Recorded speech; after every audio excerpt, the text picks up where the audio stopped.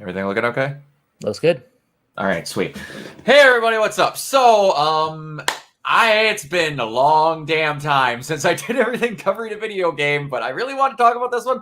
The last time I did a video game actually is what brought me to Renegade Pop Culture, because it was oh my gosh, Last of Us Part 2. Last of Us 2, yeah. Yeah, and that brought me in because all of a sudden it's like Mike was asking me to talk about music, and I'm like, I don't listen to much music anymore because I don't turn on my radio. And then he was like, well, and I'm like, if anyone wants to talk about Last of Us Part 2, I will. And he's like, we got a whole gaming thing. I'm like, okay.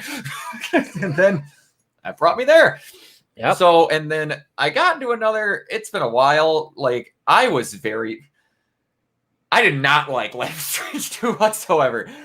For myriad, I don't think the road trip aspect of it part worked, in my personal opinion. One thing that I will give Deck 9 over Don't Nod is I believe that they are better at directing voice acting. Holy crap, are they better? The first game is amazing. I don't want to say it. I don't like the first game, but the voice direction in 2 was not good. And I've talked with Kiona off camera before that, man, just how they present a lot of stuff is borderline Saturday morning cartoon levels of evil that are even flamboyant for what they've put in Life is Strange games, and that's saying something. Yeah, so you might say it's hella evil. Just hella evil. Thank you, Chloe. But yeah. So, but got my buddy Kiona here, and we're going to go through some stuff. But first, before we get into True Colors itself, we're going to talk a little bit about the prior games, which basically just where Kiona is going to be one. Essentially. A little bit of Before the Storm. Yeah, I didn't bother with 2 because 2 just didn't look that interesting to me. No offense meant to any of the developers or anything, but it just didn't look like it didn't have that hook that Max and Chloe did for me personally. So yeah, and so we'll just go through the broad strokes, everything that you did in that a little bit. Sure. So first of all, did you rat out? I'm gonna have trouble remembering his name. I think it's Prescott.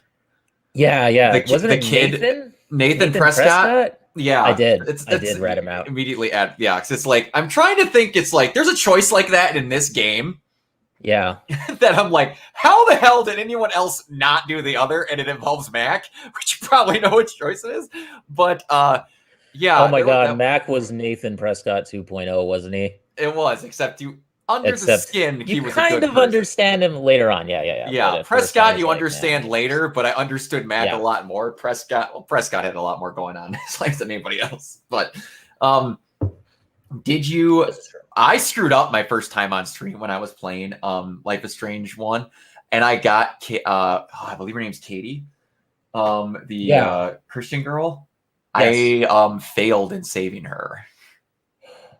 Oh yeah, I remember that because I picked the wrong dialogue option of who to choose with, and I didn't go with the Bible verse. It's been like 20 years since I played Life is Strange 1, so please don't mind me if I'm a little fuzzy on the choices I made. But I think with Katie, I think I did manage to save her. I want to say that I did because I think she showed up later on in my playthrough. So well, what you get is if you save her, oh my gosh, Life is Strange 1. Hold on one second here. Life is Strange. I can't type. Kate, that is Kate. What happens is you get to meet her, like Kate Marsh, that's what it was. You get to meet her later on in a hospital and have a really great scene. It's one of the best scenes in the entire game, and if you ask my personal opinion. Oh. And it's a scene you just don't get. Oh, maybe I didn't because if you don't save her, obviously she dies. She's the roof jumper. My God, it's been so long since I played it, though. You should replay it, and the games are coming out. The games are coming out remastered next year. I'm waiting for the remaster. That's what it is. Yeah, and I guess it's got actual like facial capturing and a bunch of other stuff. Honestly, to go back and play those games now, they're a little bit dated, and it's especially when you look at hella dated. The facial textures. One thing that took me away from not playing the Life is Strange games at first is I hated the art style, and now that I played it, I love it. Yeah, but especially now with how good True Colors looks, it's kind of gotten to that point. True Colors just looks amazing. My gosh. Yeah, they did a really fantastic job with that. Did you in that game know that it was the teacher? I had an inkling after a while. I want to say maybe in chapter. Well, I mean, as it goes along, you kind of like they sort of point it out a little bit more and more. Like they foreshadow it pretty heavily. Yeah, but and they try to steer you away when he turns down. I believe it's Victoria Chase, if I'm not mistaken. That's right. When he turns her down when I figured that it wasn't Nathan or the Prescotts because it's like that's way too obvious. Like he's obviously a red herring. But yeah, when the teacher guy, he was very squirrely. Yeah, I was kind of shocked that you didn't see like an art book or something of his. Yeah, but like again, timeline wise, I don't know if this takes place after because Steph in True Colors is in before the storm, and then she moves away before the thing happens because she's not in Life is Strange 1. Yeah, she's not in the first game. Yeah, but so maybe it takes place concurrently. I don't know, because like what I was waiting for, honestly, because in Life is Strange 2, canonically Chloe dies. Yeah. Because for those that don't know, in Life is Strange 2, one of the coolest moments, who they refer to as Step Douche, is you find him in the it's either the last chapter or the second to last chapter, where your mom is in the game, and she's in the same compound, and he's calling you, like you talk with him. He goes through some stuff, and he talks to you about not having regrets of situations not going well, and how he feels he wish he would have had more time with Chloe, and he would have done some stuff differently because he really appreciated her, wish he would have more time with her. And then the door closes, and you hear him call up on his phone and call and talk to Chloe's mom. And then they talk about asking how she's doing and what she's been up to and other things like that. So canonically, Chloe dies. Oh my God.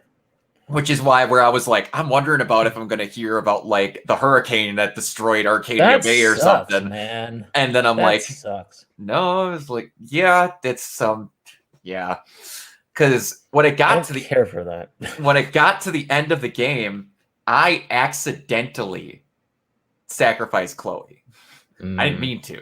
I wanted to keep her, and then I pressed the wrong button because of how it was worded. So then after me having, and I assume you had those two hook up or get together, I did as well. Yeah. So then when all of a sudden it's like I chose the wrong one and they kissed and it backed off, I was like, no! I went through the whole scene of her dying in that bathroom, and then the progression of how much like and the sad Foals song.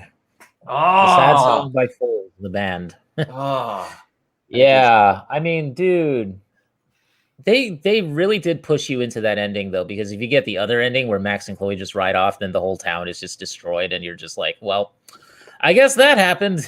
And that is one complaint that I had about that game, which we're going to get into that True Colors didn't do, that I'm very happy with. Now I have to ask, were you hit as hard as and another big decision that before we move on, did you pull Chloe's cord for her when she asked you to? Ooh. Because I did. I'm trying to remember what I did in that time. I want to say I don't think I did. You don't think you did? Okay. I don't think so. No. Because I've never not done it. And there's a dialogue option later on when when Max starts going through her head trip of different stuff because of her fucking with time, where her mom bitches at you for pulling the cord or not pulling the cord. So I don't know what the not pull cord dialogue sounds like. But that game was just like, and that was one thing of the earlier games which I appreciate and didn't appreciate. Everything was as sad as humanly possible as it could be at all times. That's true. Yeah. And like that first game, I played it on stream, did the whole thing on stream because I was just like, finally, I'm going to try it. It's whatever. And I had a buddy of mine that had played Life is Strange that was going through it with me. And that one hit me personally because I, outside of you possibly romancing them, had a borderline exact relationship like that with a friend of mine. Where we were very close, but just like he wanted to do certain other choices in his life. And I was the person who told him not to do those choices. So we separated.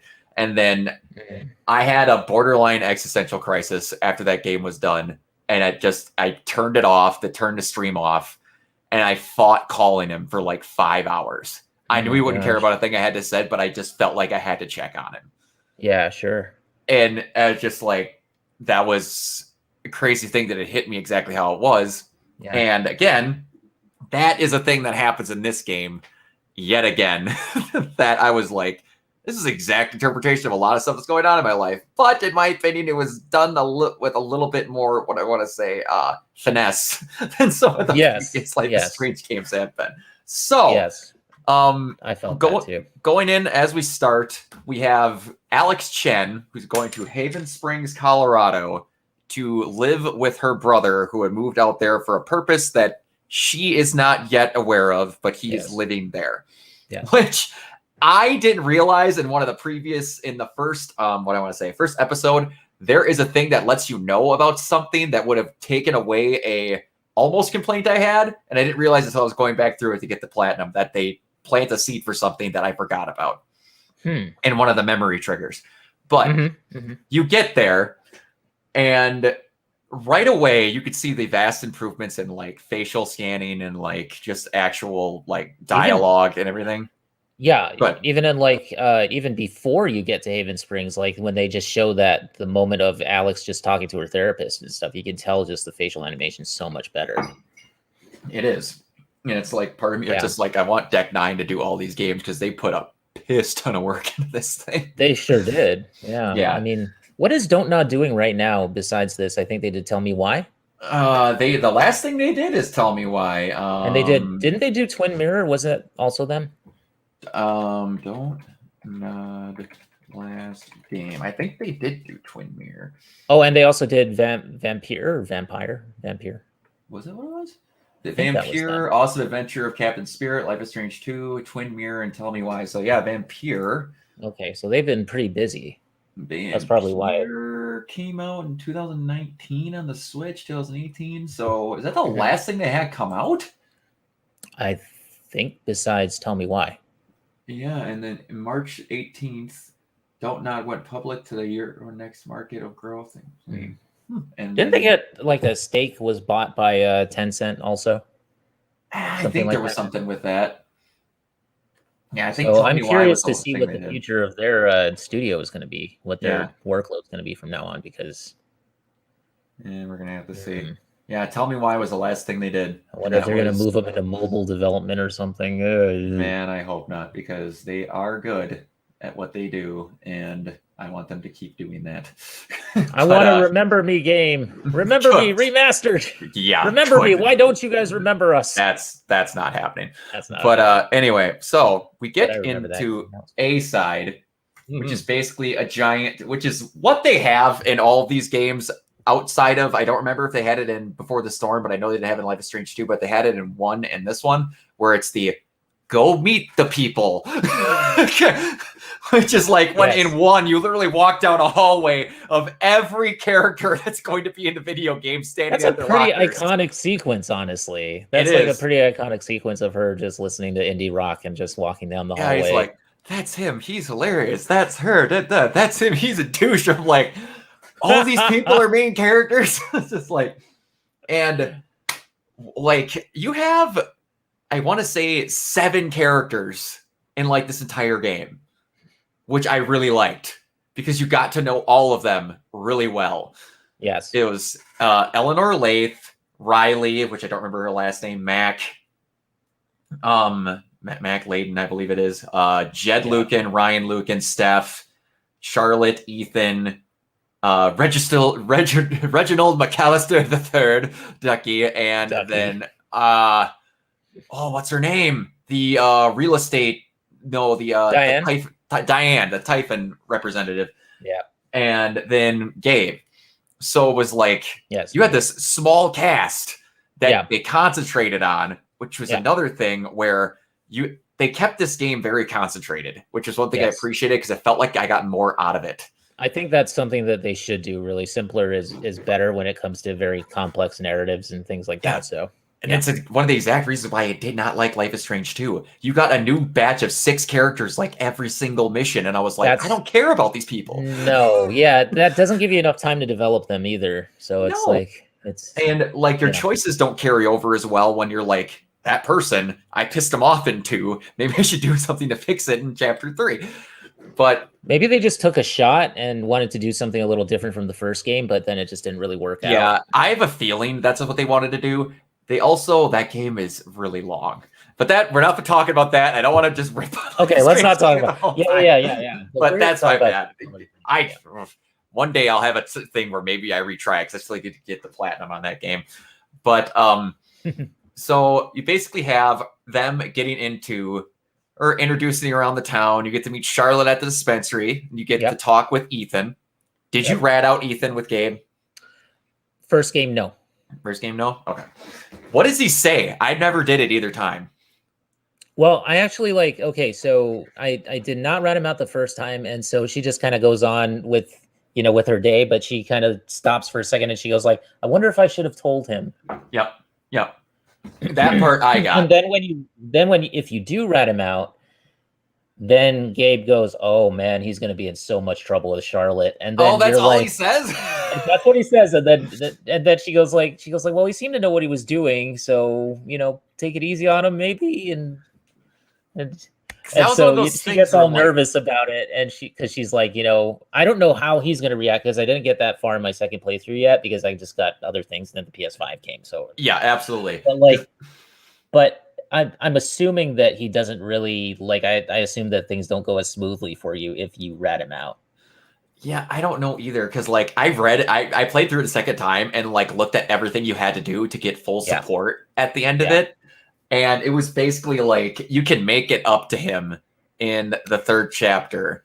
I'm sure, do some things or is it second chapter? You can there's a second instance where you can talk with him and get some stuff through, but you don't need to if you. He'll probably be a little more hostile towards you, but then in the third chapter, you probably just. And honestly, and it helps you a little bit with getting Charlotte support if Ethan isn't super pissed at you. And that's true. I imagine. Yeah. And you get to go and see what I like. One thing that these Life is Strange games are good at is showing me the perfect version of a thing that I always wanted. When I was growing up, I wanted a room like Chloe had with the slanted roof. You could put posters on and all that.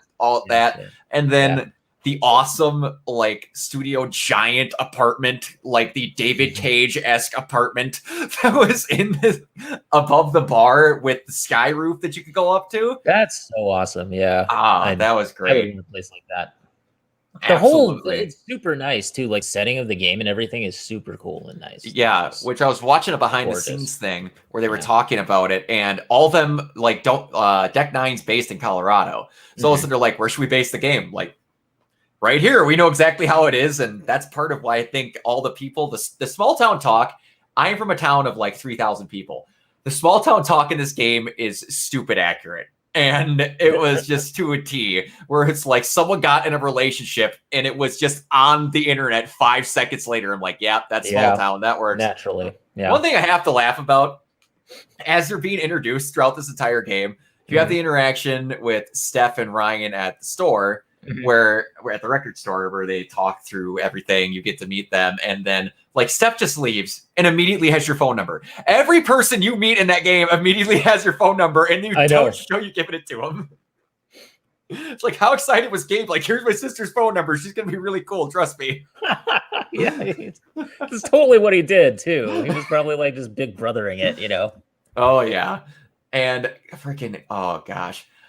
Before I mention, from what I could see also, the girl that I didn't look up anybody else, but the girl that voices Alex Chen, this is the first thing she's ever done. I believe so. That's crazy. I love that. It is nuts. She did it. She did a great job. Hell of a good job. Yeah. And then you get to meet Eleanor and Riley and them, and I don't believe you get to meet Mac until the altercation and the thing, but everyone warns you about it.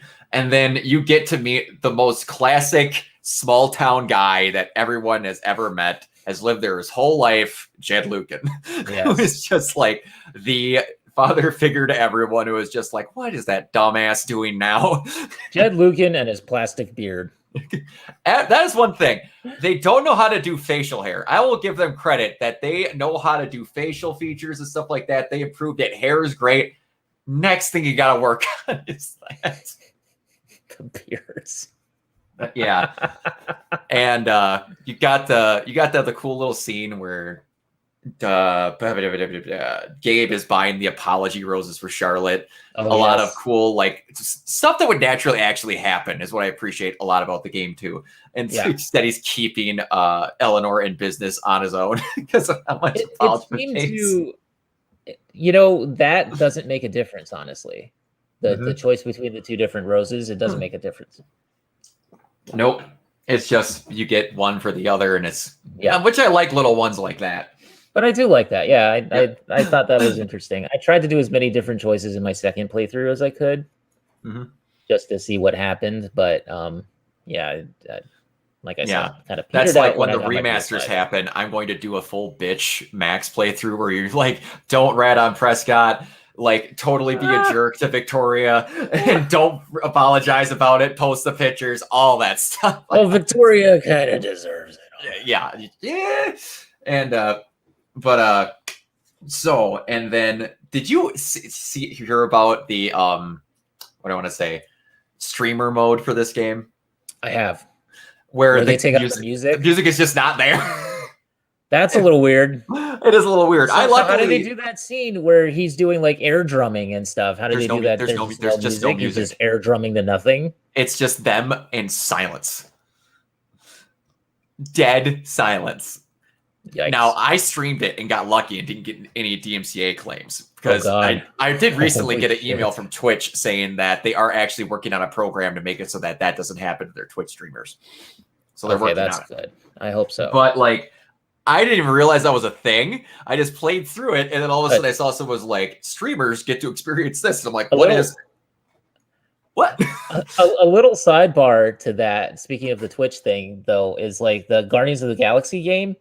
So you know how they had that song "I Need a Hero," and that was going on throughout the trailer and stuff. So if you listen to it in streamer mode or something, like Maximilian Dude's video of it, where he was playing it, and he was streaming, he was co-streaming it, and they just had this like amazing like punk rock thing going on in the background, like garage band punk rock thing, like the song that was happening, and I thought it fit Guardians of the Galaxy so much more. Because it was just full on like just crazy, it just worked for me. I don't know. I can't find that song either. It's like just this royalty-free song, and it just works out doing there, which is what a lot of those DMCA streamer modes do if they put the time into it, or they just go, "Nah, we're good," or they just do just no music at all. Yeah, just machete it. But that was pretty cool. Anyway, yeah, that's sad though. I can't think of that scene without music. It's something else. There's a couple of scenes in there. We'll talk about one that's in 5 where there's one in 5 where there's nothing going on either, and that one's really weird. Weird. So you had the altercation after all that with Gabe. Yes. Where Matt comes in. Yeah. You get to finally see how her powers work. Yeah. Which again, we'll get into it more throughout the whole thing, but I think she's got the best powers that they've ever had for as far as gameplay and showing stuff. Cool. That was really I've never been a fan of they're an empath. I'm like, that power's fucking lame. And then I played this game and how they used it. I'm like, I would want to be an empath in real life. That's awesome. If it's Alex's version, I would love that. But yeah, I wasn't expecting to beat the ever-living piss out of a guy within the first 5 seconds of being in the game. I love how she just roid raged on him. It was just so freaking amazing. Oh yeah. Oh, it's great. Oh my God. Gabe is sitting there just watching this going what? And then you go downstairs and you also get another small town thing that you go through. Did you encourage, I was going to say also, this is this decision that I don't know how anyone ever made the other way around. You obviously called out Mac on his bullshit, right? Yes. Yeah. Who is the one that's Gabe started the fight? Who is going to say that? Who's the one who's going to say that Gabe did it? I mean, seriously, he's your brother, first of all. Yeah. I mean, I'd be curious to just do a playthrough just to see what happens and just to be like, well, I'm just going to do the opposite of everything. And it's you're going to you're just going to be okay with it to fix the relationship. At you the whole time. Exactly. The only chapter you get, it is but anyway, after again, I called him out and she trusts you because you've been going on with everyone. And You had to cover the bar, by the way, before Gabe gets there because Ryan takes him away too. What does he say? Right. That I need a first aid kit that doesn't predate the discovery of bacteria. And then if you actually look at the first aid kit that's on the bar, it's like, oh yeah, Ryan's right about that. Yeah, exactly. You get to meet some stuff with Ducky and Diane. You could possibly screw up his order. If you get his order correct, it helps towards you getting his trust at the end of the game. Exactly. Yeah. I was like, it's not that complicated. No, it's not. And then you could play the jukebox game with Steph, which I'm going to do in the future. I actually did you win? Love that I did. Yeah, I did. Did you win? I did not win. I missed it. When they said the four numbers and the symbol thing, it's one of the only ones that like you I don't can think ask. I got that clue though. In one of the clues, it's asked about the title, and it says, does it have four or more words? And it's yes. And there's one question somewhere that said, does it have a title? And then if you cheat and ask her personal questions, you ask her why she likes it, and she says because the title's really stupid. And then it's Kiss Up and Shut Me. I'm like, that's the stupidest sounding one on there. Oh, okay. Yeah, so, I don't think I asked her the personal question. Yeah, she calls you out for cheating, but she's like, all right, whatever. But yeah, you get the altercation with Mac. Kiss Up and Shut Me. Kiss Up and Shut Me. Yeah. And before we get out of that, sorry, the thing I was going to mention, there's a dent in Gabe's wall. Yes. That references him looking for his dad. And I forgot all about that when I was playing through the rest of the game. But anyway. That was it. That was the thing that I found, and I was like, okay, so that makes sense. Yeah, exactly. But you have the altercation with Mac, and then you come around the corner to the most small town thing ever. Pike stops you and goes, so if you're here for less than a day and you're already beating down somebody, we're going to have to go talk. And he's just like, nah, I'm just kidding. That kid's a loser. Oh, I got so mad at him. I got so mad. I was like, fuck this guy. Seriously. Well, I was like, okay. I was like, you are going Life is Strange 2 right now, and I'm not going to like it. And then he was like, no, I'm just joking. Let me buy you a beer. I'm like, awesome. They aren't doing the over-exaggerated evil. Yeah, oh my gosh. Yeah. Oh yeah, if they had done that where he actually takes you to prison, I would have just been. I was like, and then Gabe's got to take him out. I was like, cool. You have a guy who's actually like normal and understands, hey, he came into your house, you beat the shit out of him and kicked him out. Stuff happens. And then also, if you don't let him buy you the beer, it works against him a little bit. You still get his trust with whatever you do, but it will actually bother him. I never read his thoughts. And if you don't go up to him right away, he's like, I overdid that. That was a good joke. Did. Yeah, he totally did. But and then you pretty much immediately go into the scene with Ethan. Do you meet Charlotte in the first part of it? I'm trying to remember. You go to the bar, but you don't go to the dispensary. You just meet her in the bar for a little bit. I think in the bar, yeah. You just meet her in the bar. That's right. And then you pretty much get jettisoned right away to go looking for Ethan. And there's not a whole lot going into that, but I will say that the fact that you find out where to go based off of that comic is awesome. That was such a great idea. And I didn't That was the first thing I was like, okay, we're going to obviously use the comic here for this because that was neat with the zombie thing though, with the zombie dummy. Yeah. And I read through the whole thing right away because I'm like, this is actually pretty cool. I like this. Yeah. And then all of a sudden they're like, I saw the dude sitting by the fire. I'm like, what? So I looked, I'm like, oh, this is the comic. I'm like, awesome. And that was pretty good. Yeah. Cool. You get the bubbles, like you get talking, and then like obviously Gabe's upset with you. Brian just wants to help. Brian's one of the best characters they ever made in the games. Just genuinely good people that don't have ulterior motives. Yeah, like they were actually. I liked the cast this time around. I thought it was really good. Everyone was well thought out. The first game, I just mainly liked Max and Chloe. Well, they had a lot of Chloe. They had a lot of side characters that were just there to be like, yo, I'm the jock guy that she thinks she's cheating on her, so this other friend of hers locked her out of the room, and I'm the girl that got pregnant, and then I'm the one that gets hit in the head with a football. It's like there's a bunch of those where I'm like, could you give him a little bit more personality outside if you have to save her from getting kicked in the head with a football and then like stop her from falling into a house at the end and like I mean, this was early narrative games for like consoles though, so it was like, Don't Nod did what they could. They did what they could. It's just I want to give them a lot of credit because they did actually. It's just like going back where I was like, I love that game. So and then funny. I'm playing it with other people and they're like, this is what you love. So they're like, shut up, it was good. No, I know. I had that reaction too, where I was like, I'm not sure if I like this, but I kind of do, but I kind of don't. Well, it's like they very much put the emphasis on the people you need to have the emphasis on. So like the side characters were not so much, but even in here, the side characters you need to talk to, so they made sure that they were important. Yeah, they're cool. Even the freaking people that you don't know what their names are, like ice cream shop guy, bird watcher. Or my favorite one is the self-help dude with the anger problems. Where the first time you get his anger problem is just I dropped my controller and laughed so freaking hard. It's just like he's just screaming in his head.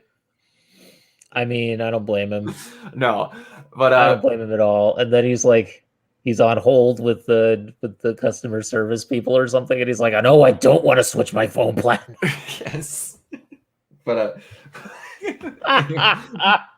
so we used the comic. We used the comic to get through the process of the plant of the mill and all that to get up to where they need to find Ethan. They get up through the dragon spine, which is actually the dispensary lift, and all this. You get to hear about Jed's sacrifice and him saving all the divers, the hell divers. And it's doing a lot of background work to set up everyone in the town, like an unnecessary amount to make sure that you know what everyone is about and all their stuff. And again, background and stuff in story games. At that point, you're just kind of like, oh, Jed's this really awesome, like cool guy who he's the coolest character. Hero. He's a town hero. Exactly. Yeah. And you're like, he's the opposite of step douche. Exactly. He's like what you want as a stepdad, where he's basically being that to Gabe and essentially to Alex right away. You're like, he's like the father figure of the whole town. He's the patriarch. Yeah, and especially the start of 2, which we'll get at after, the start of the second chapter, but yes. And then we get in and I'm like, all right, how are they going to use powers in the situation? Because you finally see Ethan, he's at the end of that log, and we're like, I forgot that Gabe passes away. Completely forgot. Ooh. That's in the marketing, and I forgot all about it. Oh, you forgot about that? Oh my gosh. And okay, because I was remembering that, and I was like, when is this going to happen? Yep. I was under the impression that he died in a car accident or something, and it was something that happened like off screen or something that you couldn't really prevent. Yeah, remembering back and looking at the trailers, from that was the impression that I got. It was like she moves there because he's dead. Yeah, that's what I thought. So I thought he died in like an accident or some kind of thing, and like he didn't have any. There was like no way that you could have done anything to save him. Yeah. But you get everyone genuinely trying to help and save Ethan. And then you get the point that locked me in for me knowing I was going to like this empathy power so much, was that they made it in a point that not just so you felt people's fear, you started living their fear how they felt it. So like you see the thing with why Ethan's so scared is because the monster's going to see him, and you look down and you see the actual monster in the river. I was like, yeah. Okay, you understand why he's so scared as a kid. That would make sense. Yeah, because that's how a kid would see it. Exactly. You're seeing it how he sees the town. Yeah, they had a very good idea of how they wanted to put this together, and then it's like I always want to be a part of these meetings where they're like, what was the first thing they thought of? Empathy as a power. And then they went from there, or they thought of the brother and sister thing and then went from there. I always want to know what the initial story point is. Yeah. But yeah, and then they had the clipping where they save him, because obviously the bigger guys couldn't go. And you have the sirens go off, and then Gabe dies because Ryan has to cut the cable because they're fearing that they're needing to get out of there with everything happening. Now, it's really weird where it's like there was no choice involved. There's no nothing. Like if Gabe would have died either way, do you wish they would have made a choice for Ryan to cut that cable or not? Like, I don't know how you would have affected it, but I kind of did. Yeah. Yeah. Cause I was like, I was like, wait a minute, this game is all about choice, and yet we had no choice in that moment. Yeah, it's like then they would then I had the other side of that where it's like you would have to come up with another way for Gabe to die. And that made me pissed off with Ryan too, because frankly, I was just like, yeah, it was a little bit at first until the end of chapter 2, which may be a little bit less. Yes. But yeah, so you had that, and then I believe it cuts right after Gabe dies, if I'm not mistaken. Yeah. It does. So, and I was looking through all of those, and everything made pretty much right with all the choices for how I felt them. Mm-hmm. So nothing really shocked me. Yeah. When I got to the end there. So then we've got Lanterns, the next one, which start out in the apartment, getting everything ready. And one thing I didn't realize was going to happen is like almost a month goes by in this game. For how much time passes, which is crazy because outside of 2, which you realize it more because they're going across country, it's normally like 2 or 3 days that these games last. It's kind of crazy how much time. And it makes me want a TV show for this because it feels like you're lived in. Because you see pictures of them and we're like Steph and Ryan are passed out at the bar and they're like taking wall of shame photos and stuff like that. And you get to see text messages where like they came over and watched movies together and stuff like that. I'm like, can I get a 10-episode version of this game where I experience some of this stuff? Like actual like dates that Steph and Alex would have went on would have been like great or something like that. But that would have been cool. They were focusing on story, which was good, and I'm okay with that. Yeah, me too. But okay, so I got to think here, so I don't forget anything. So this is kind of where you get a sense of like that Typhon is the big evil. Bad here. Yeah. Now, one thing we were talking about how Jed's great is that before you even get out in the apartment, he's slipping notes under his door where it's like, don't even think about paying rent. It's yours as long as you need. Build up your piggy bank. Do all this. I'm not going to do a single thing. Don't worry. This place is yours. We're going to take care of you. And I'm just like, everyone in this town is great. He's playing the part of the, just the surrogate father. Exactly. And I'm just like, man, there needs to be another character introduced later. Otherwise, one of these people is going to screw me over. I'm like, who is the new character that's going to come in like chapter 3? That's going to be the person that fucks me over. I'm like, someone please. And the entire time I'm like, be Deanne. Please be Deanne. But we'll get to that when we get to it. But they come down and they're having the wake for him.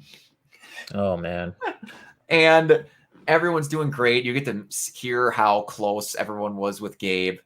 The one I got the biggest kick out of, obviously outside of like Charlotte and Steph, Ryan obviously too, but was when Gabe is talking. When Ducky is talking about Gabe. I remember exactly 14 individual times that Gabe Chen made me laugh. And he pulls on a piece of paper. The first time. Ducky is such like, oh my god, he's such an old school guy. His text messages to you are hilarious because every time he signs off with that thing, like what does he say? I don't even know. I can't remember. He's so eloquent in how he talks. Funny. But it's Reginald McAllister III. I look forward to our future endeavors and adventure in theater. Yes. It's like.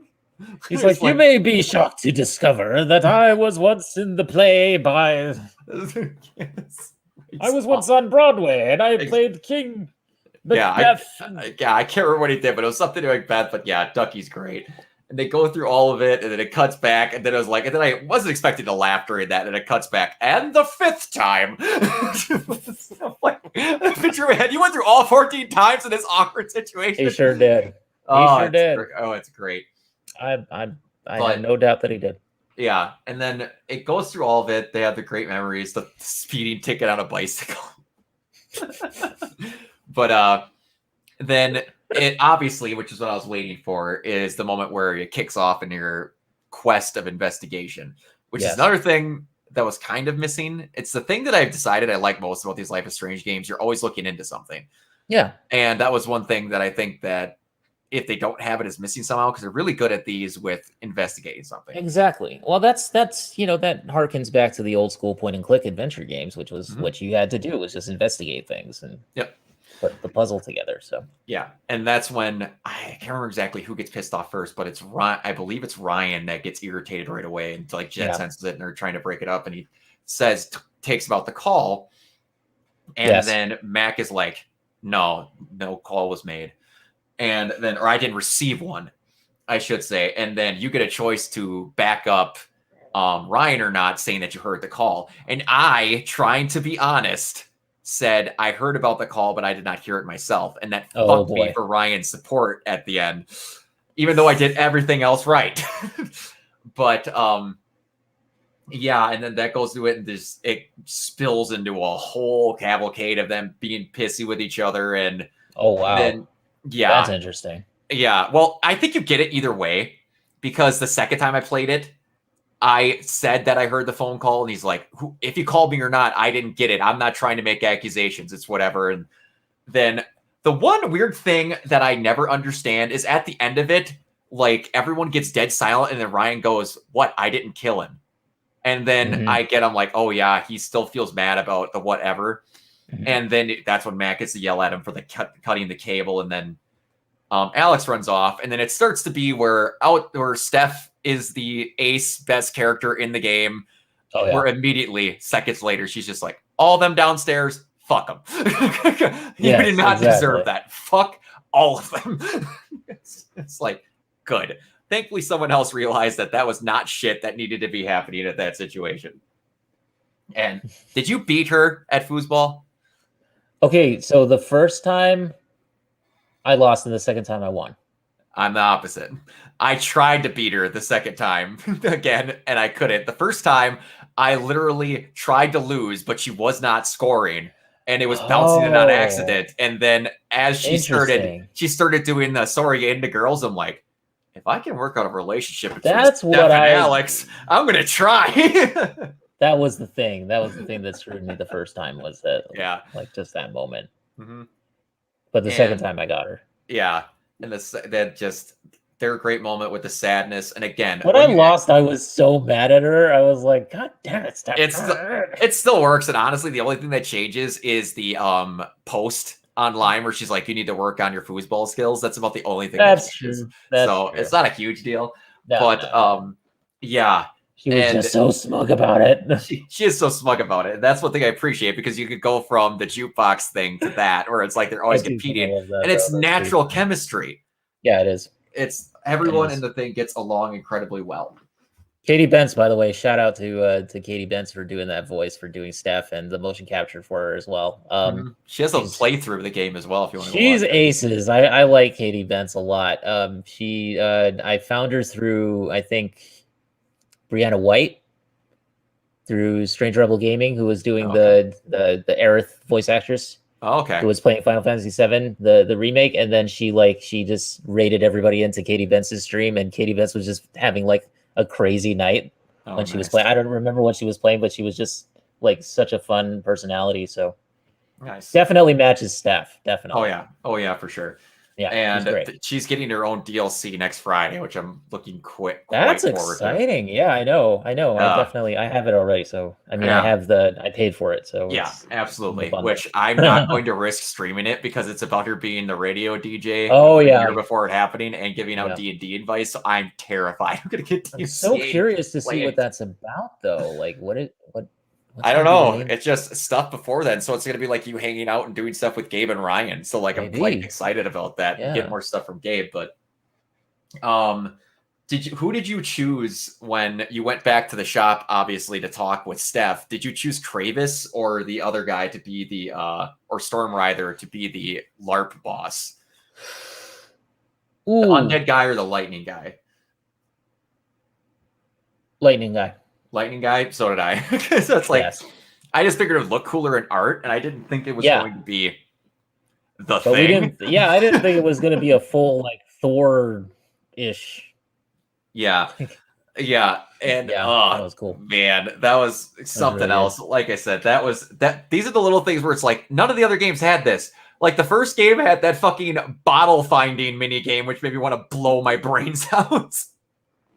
Oh, the first game. Okay, my most hated thing was the stealth bit towards the end. Oh, when you had to walk around like the I museum, hated the art that. museum. Yeah, I hated that stealth gameplay. Yeah, thing. it could be done. I get what they were trying to do, but it could have been done a little bit better because that I'm not game a was big not fan meant of for stealth games to begin with. Like Okay. to me, the best stealth game is the game where if you get found out, you can just shoot the guy in the face. Like Wow. that's my favorite thing.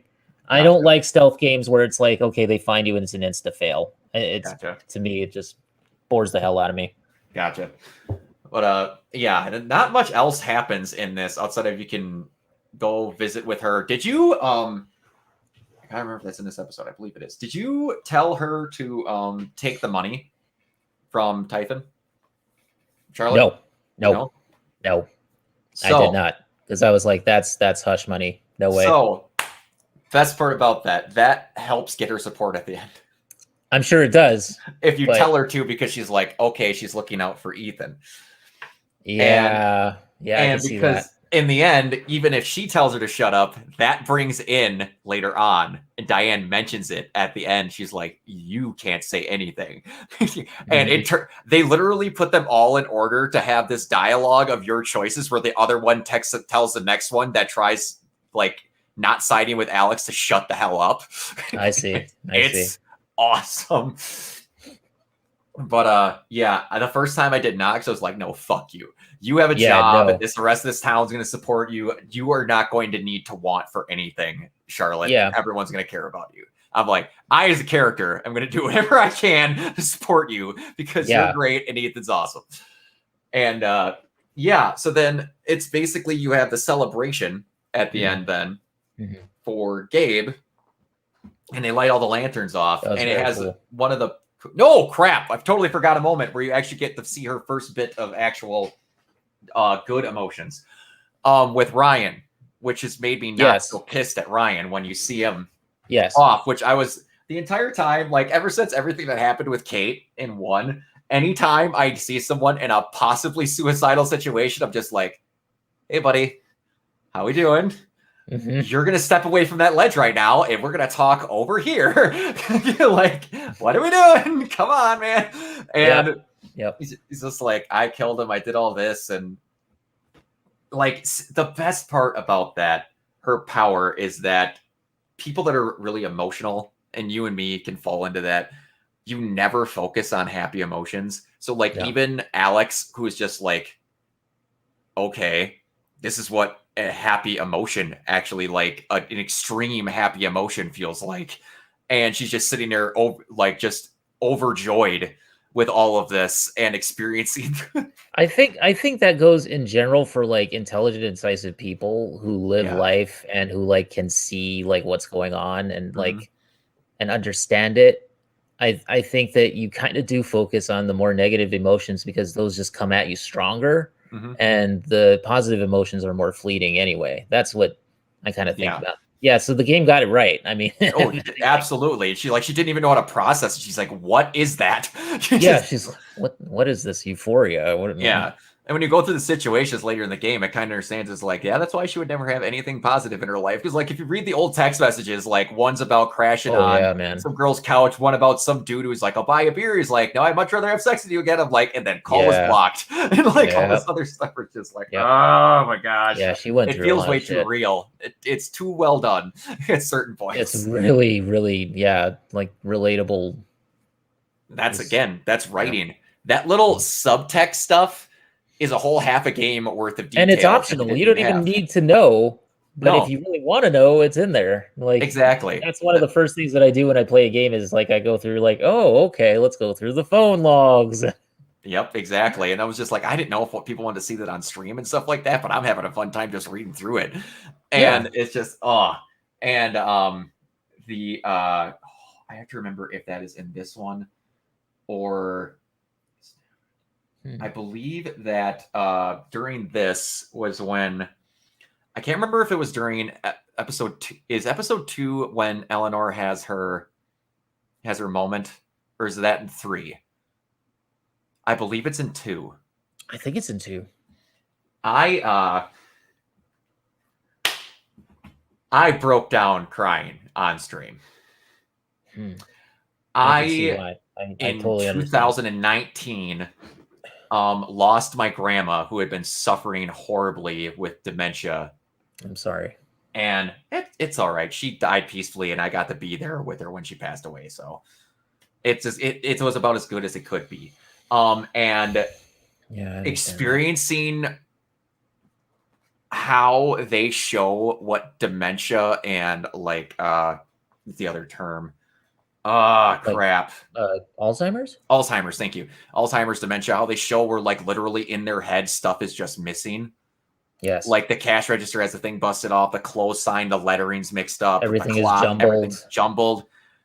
It was they nailed everything they wanted to. They're like, we want to display accurate and not be like overkill. Yes. But it's like, and then showing how when Alex just like, and one thing that is, you don't be mean, you don't be whatever, you just try and help them. Mm-hmm. And when you go through the day and you're just like, hey, did you come in first? Is that what you're doing? You just help them along. Retrace the steps. And the world just slowly and nicely fixes itself. Mm-hmm. That's how I'm like picturing that with my grandma, where I had multiple moments like that, where I was like, remember we came in and then we ate lunch and then we sat down and stuff for church. And then she just go, oh, that's right. And then she remembered what we ate and she talked about what was in the sermon and stuff like that without me having to prompt her. Mm-hmm. And it was really well done. And that's so cool. Yeah, that's something that they did really, really well in this game, is that they had that scene in particular, that sequence came across. It was very empathetic of them, and it was very like, it really showed you how you would react as well, or hopefully how you would react in that kind of a situation. Yeah. And that was one thing I want to make sure I didn't forget about that. The last thing they do is they have the lantern scene for Gabe where they send it all off. And then you have Diane being sad about something. That thing always gets me, by the way, is the lanterns. Mm-hmm. Like whenever they do that in movies or just like that always gets me, because I'm so I get so touched by the symbolism of the lantern as a soul rising. Yep. Yeah. I love it there. I loved it in her. So that got me a bit too. That got me a little bit where I was like, there's a little tear. Oh, yeah. Little tear. And then I've seen a lot of people describing why, and again, we'll get to it, that Jed was happy as well with everyone else. Mm-hmm. And the only person that was iffy was Diane. But I'll give the explanation for why someone mentioned it with Jed, which I thought was really smart. And it made a lot of sense. But so then we get to the best chapter in any Life is Strange game ever. Yes, this was the live action role play, which was awesome. The LARP. LARP is the new Hella, by the way. Yes, this LARPing scene was great. By the way, when you're naming your bard, did you name it Aelwyn from the comic, or did you name it something else? I named it Aelwyn. Yeah. Okay, yeah. That I figured that's everybody else. So just to have that connection with Ethan, that's why. Oh, absolutely. Did you, when you were in the start of it and working everything out, did you what do I say? Did you try to anger Deanne or make her sad? Because I didn't know there was a make mad option. I was only made her sad both times. I tried to make her sad, I think. You tried to make her sad? Because I tried to make her think of Gabe and kind of like think of, his loss and sort of like go to it from that angle. Yeah, that's what I think most people also did. Okay, can I ask you something? Yeah. When it came down to who distracted her, who did you pick? I picked Ryan because I didn't want Steph. That's what I did. Because I didn't want Steph to just like possibly go for Deanne. Exactly. Yeah. And then you find out later in the episode where she's like, "It's okay that she thinks Ryan's hot. It's okay." I was like, "Wait." So I'm would you have liked it if I would have thought? Second playthrough, I'm definitely gonna go for Steph. But that leads to a great moment with those two. And like the whole state, they get the. By the way, that scene, I thought I was just like, you should have called both of them over, because I'm trying to picture this scene for Diane. Like she figures out about the USB drive, and then Alex is here. Across the table is the USB drive that they have to grab, and then Ryan is here. Steph could have just went boop a doop a doop doop, Exactly. And grab the USB drive, but no, Alex has got to go across the table. I thought it was so obvious what Alex was doing. I thought it was so obvious that she was going across the table to like snatch something out of her purse. And then also Ryan's like flirting with her and having so bad at it. He's so bad, but having shocking success. And then the second that Alex gets a USB drive, this guy's a real hunk, huh? All right, we gotta go. See you later. I know. like Saturday morning cartoon walks badly away. Done distraction. I gotta that say, didn't seem obvious at all. Yeah. Don't you think she would have noticed something was missing at that point? It was just like, yeah, or she would have been like, okay, that was really awkward. Why does she freak out like that? Yeah, why is she trying to set me up and then she just freaks out and runs away? Like, that just seemed really just strangely. Well, life is strange. Life is strange, yes. This hunk of man, oh boy. Hubba. Yeah, hubba. Then, like, let's go. One thing that I seen someone mention, I completely agree with, the fact that you had two people helping you with your investigation this time around versus the normal one, and they were both completely supportive of you was great. Because like their dialogue options, and again, in the text messages, there's one where it's like, all right, so what plans do we have? I think that we should, Steph's like, I think we should drive up to Typhon headquarters, storm in, and try and find illegal operations. And Brian's like, you don't have a legal driver's license. And then Steph's like, you're a loser. And he's like, a loser with a driver's license. Yes. I love Steph so much, though. She's just willing to just go storm the freaking, like... she just wants to go in, like, guns blazing. It's so amazing. She thinks about the coolest way to do everything instantly. She's always got D&D role-playing going on in her head. Oh, Steph is just... I like... Again, another thing I didn't like about Life is Strange 2, but they pulled it off. Deck 9 can pull this off because in Before the Storm, you didn't have powers as Chloe. Yeah, and how you dealt with things is you talked to people into certain situations and you figured out how to talk to them. Mm-hmm. I really want their game to be about Steph. I think that'd be really cool. Steph is such a... Like, not every side character could pull something off. I think Steph could pull off a full game. Do you know what would be awesome is if Steph is in there and then Alex is like your secondary character? It would be. They all need to I looked at those stats. They all know how much people were like, Alex and Steph are perfect for each other. They are.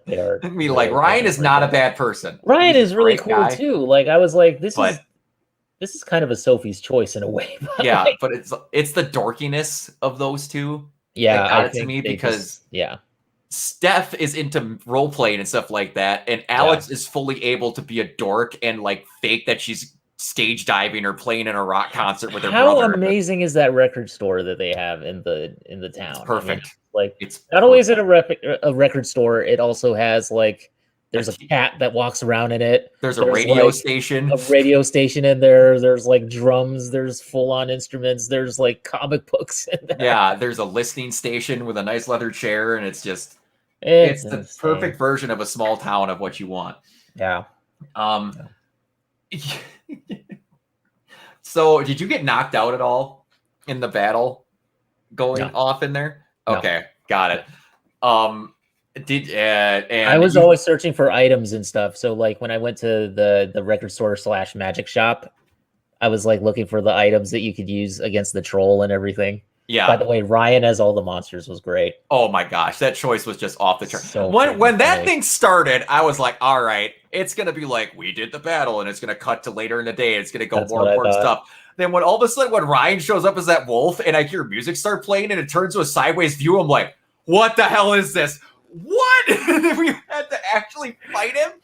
And then at first you do like the whole like fake move thing, you know, where it's just all imaginary and stuff. Exactly. And you think that's it. You think that's what they're gonna do for this whole scene. Exactly. And it's intentionally lame. We're like, undo cord and burn.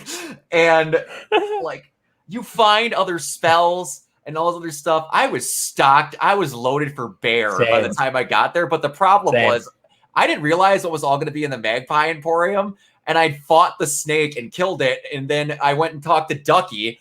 And then all of a sudden it was like, oh yeah, here's a bell to make the snake fall asleep. I'm like, really? And then on the second playthrough, I went through and then I rang the bell. And Ryan's like, imagine that's a lower tone because snakes have on the inside. And then Alex is just ringing the bell faster in his face.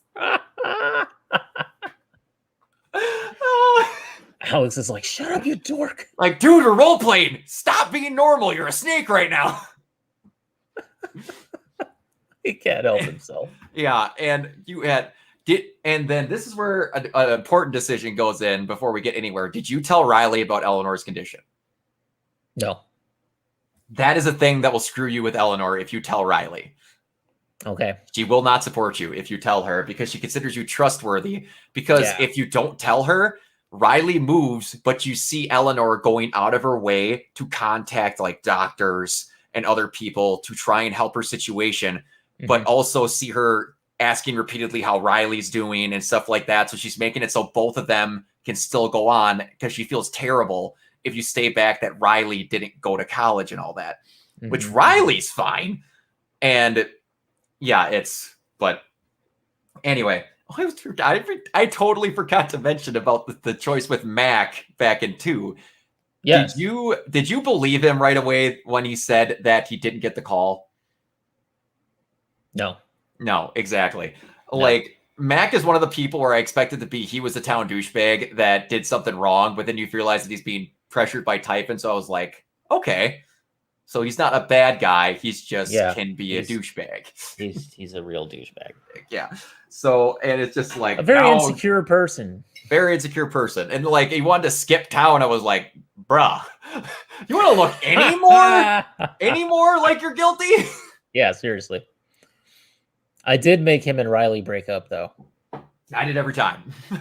Because you have to lie about Gabe in order to do it. Besides, like, Riley deserves so much better than that guy.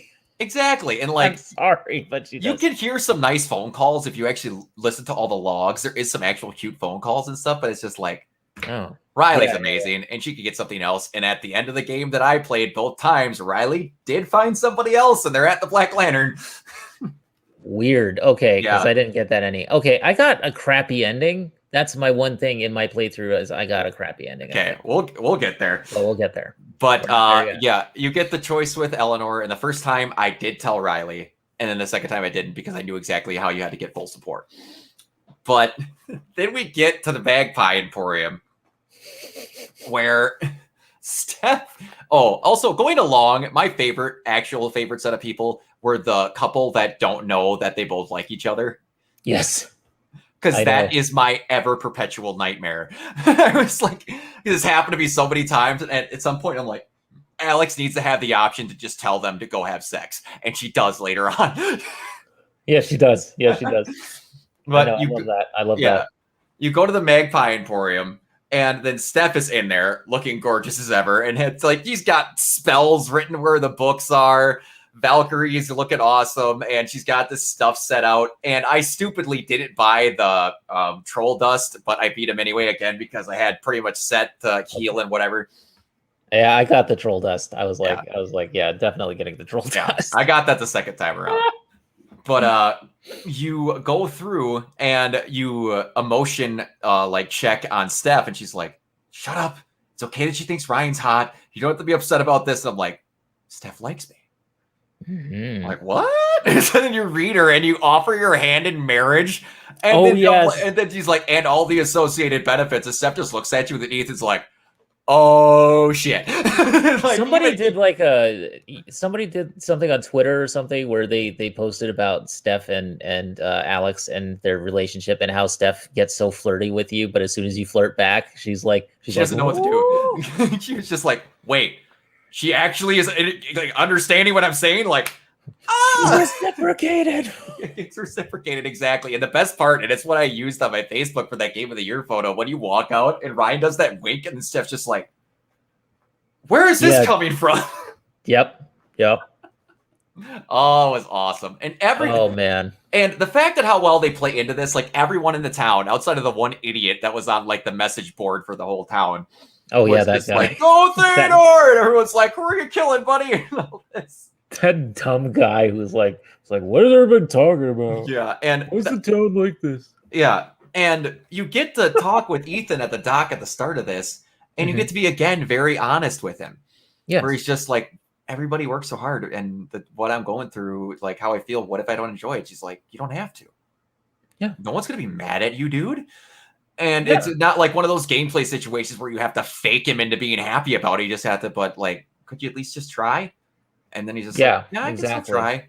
It's not overdone. Again, this is just how the situation of the games is played. It was a very honest representation of grief and that sort of like the hole that someone leaves when they pass away in your life. Yeah. So it just I felt like the game did a really good job of just focusing on that and showing, realistically showing how it would affect your life. Yeah. Absolutely.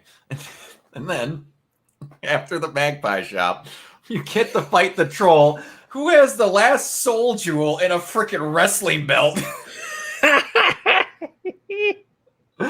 I got that. I was like, oh my God. That's amazing. Hilarious.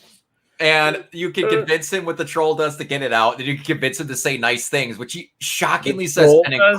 Yeah, the troll does when you get it to him. And then also you go say something nice. Yes. Or like help him on the adventure. I did that. And he gets really super honest with Alex about how much he tries to help people. And I'm just like, wow, okay, that was awesome. But anyway, you go back, and then like as they were leaving her apartment earlier in the thing, you talk about how Ryan was staying up carving something. And then we get back, we see his mom and her whole get up, and then you get to see the sword. Cool. That sword, the fact that they carved it, put a hilt and everything, and they had slots for the gems and stuff. I'm just like, I was like, materia slots. It was crazy.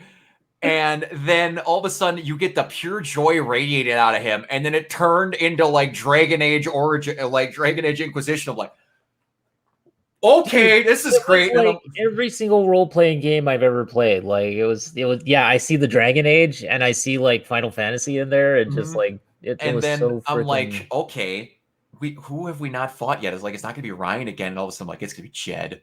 And then I'm like, can we get Deck 9 to just make like a freaking turn-based RPG already? Like, what's happening here? Could be. It'd be awesome. But then when he comes out and he's as a Storm Rider guy as I had him, and he's doing all this dialogue and the attacks are like actually doing stuff.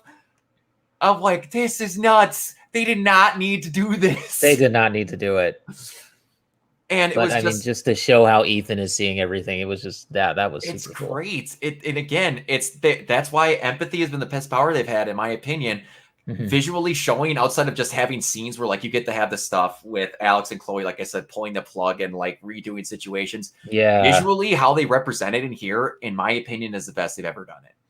Yeah. Because you don't get to see stuff like this if you had it any other way. And they could always come up with a way with like, technically, this is how he's feeling, so we could show this. There was never one where I felt like I was kind of like, huh? But they end it. And then again, because you can't have a good ending in a Life is Strange chapter, they have the siren go off, and then Ethan gets mad. Yeah. But you do get comforted, and all that's good. And his dad comes to pick him up. I was kind of shocked you didn't get the scene where his dad picks him up. Yeah, I was a little bit surprised. Because I didn't even know there was a dad in the picture.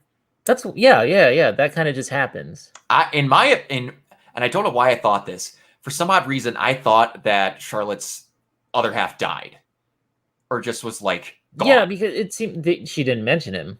No, until that point. No, never mentioned that he existed. He always just mentioned that Gabe was Dad plus. Dad plus. Dad 2.0. I'm like Dad. Thought I was like Dad plus. I was like, is that like a Disney Plus thing? And that's exactly what that was. And it was just like, oh man, the freaking Apple TV Plus.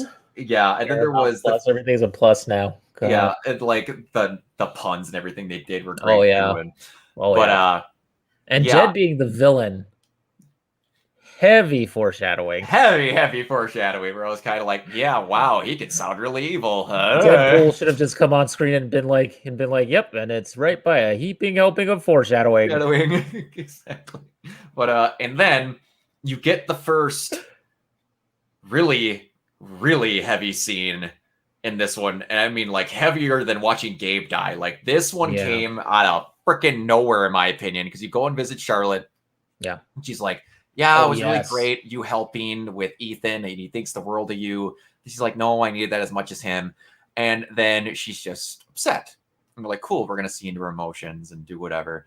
And then Charlotte's like, gets pissed at you and tells you to fucking leave. And I'm like, okay. So we're going to figure out what's going on. And then the representation of her anger, where she starts sculpting out everyone's things and they have the representation, like the hanging and all that. Yeah. And you start to find out that she's mad at Ryan for not saving him. She's mad at Alex for not saying something earlier, but how it's like she could still be okay with it. And then she's mad at Gabe himself for making her need someone again or rely on someone. And in my case, she was mad at me for not telling her about Ethan. Same. Yep. Yeah. And then it gets down to it, and you find out that she actually truly hates her son. Like, can't even think about looking at him. And me being a person that my mom is my best friend. She, like, through the divorce that I went through as younger, I would not be anywhere near in the stable condition that I am if it was not for my mom. And hearing a mom as awesome as I thought, and still think Charlotte is, just like saying, I hate my son. I can't even look at him. I don't think that would have been, like, it wouldn't have lasted all the way, you know, if... Yeah. Yeah. And you have to remember, this is weeks after a person she was so close with for years now. That's true. Yeah. So, I mean, but I think that eventually she would have come to terms with it, but I think that she was just having a hard time because she didn't really deal with it yet. Yeah. And then you have the choice to take her anger away. And that's crazy to me. And I was like, I didn't know that was a thing. Did you take her anger away right away? Yes. Yeah. Well, and so did I. Not right away. I mean, I thought about it for a while, but then I was like, you know, it reminded me of like the Green Mile, the Sin Eater concept of like, you know, that sort of thing, like taking the pain away from a person or something, taking their, I just thought of it that way. So I was like, but I knew there was going to be a consequence, of course. Yeah, I didn't know how it was going to work out. Yeah, I didn't know how it was going to work out, but I was like, okay, so I see where this is kind of going here. So yeah, I just decided to kind of lean into it and be like, okay, let's use her powers. Yeah, and I didn't know if that was going to like take away her ability to be angry. That's you mean Alex's ability, or you mean Charlotte's ability? I didn't know if that was going to be like you're literally taking that emotion out of her brain. I didn't know if that's what was happening. Yeah, I didn't know if she was just taking that particular thing that she's angry about, or if it's taking like the actual emotion out of her. Yeah. In which case, it's like a lobotomy. Exactly. And ultimately, it seemed to be that. It kind of did. What happened. Yeah. And then you get to the end there where you have the USB drive that Riley cracked, and you get at the end there, and because of her anger, you get to hear the phone after the phone call with Gabe and Mac.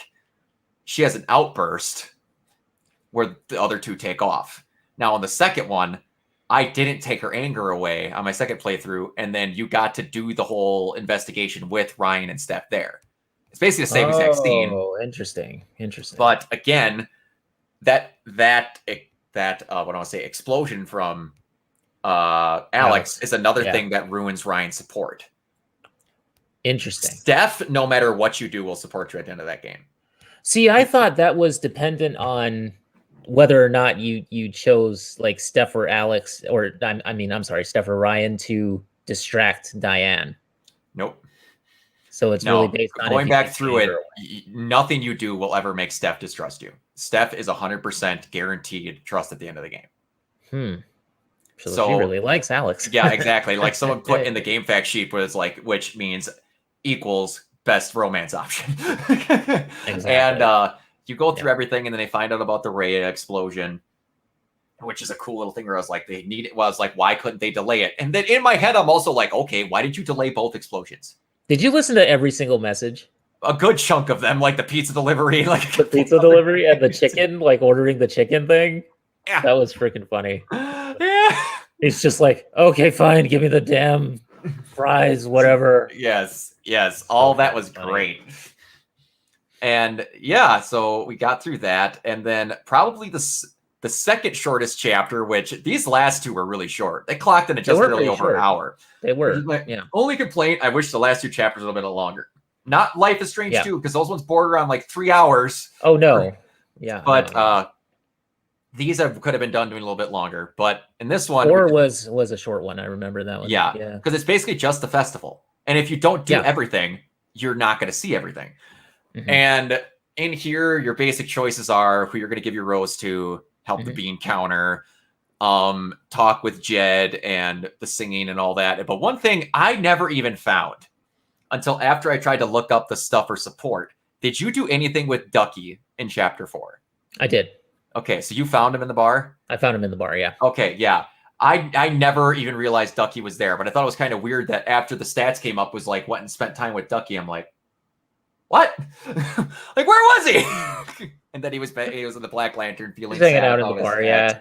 yeah, and he was sad about his ex and everything. Yeah, which I felt terrible about.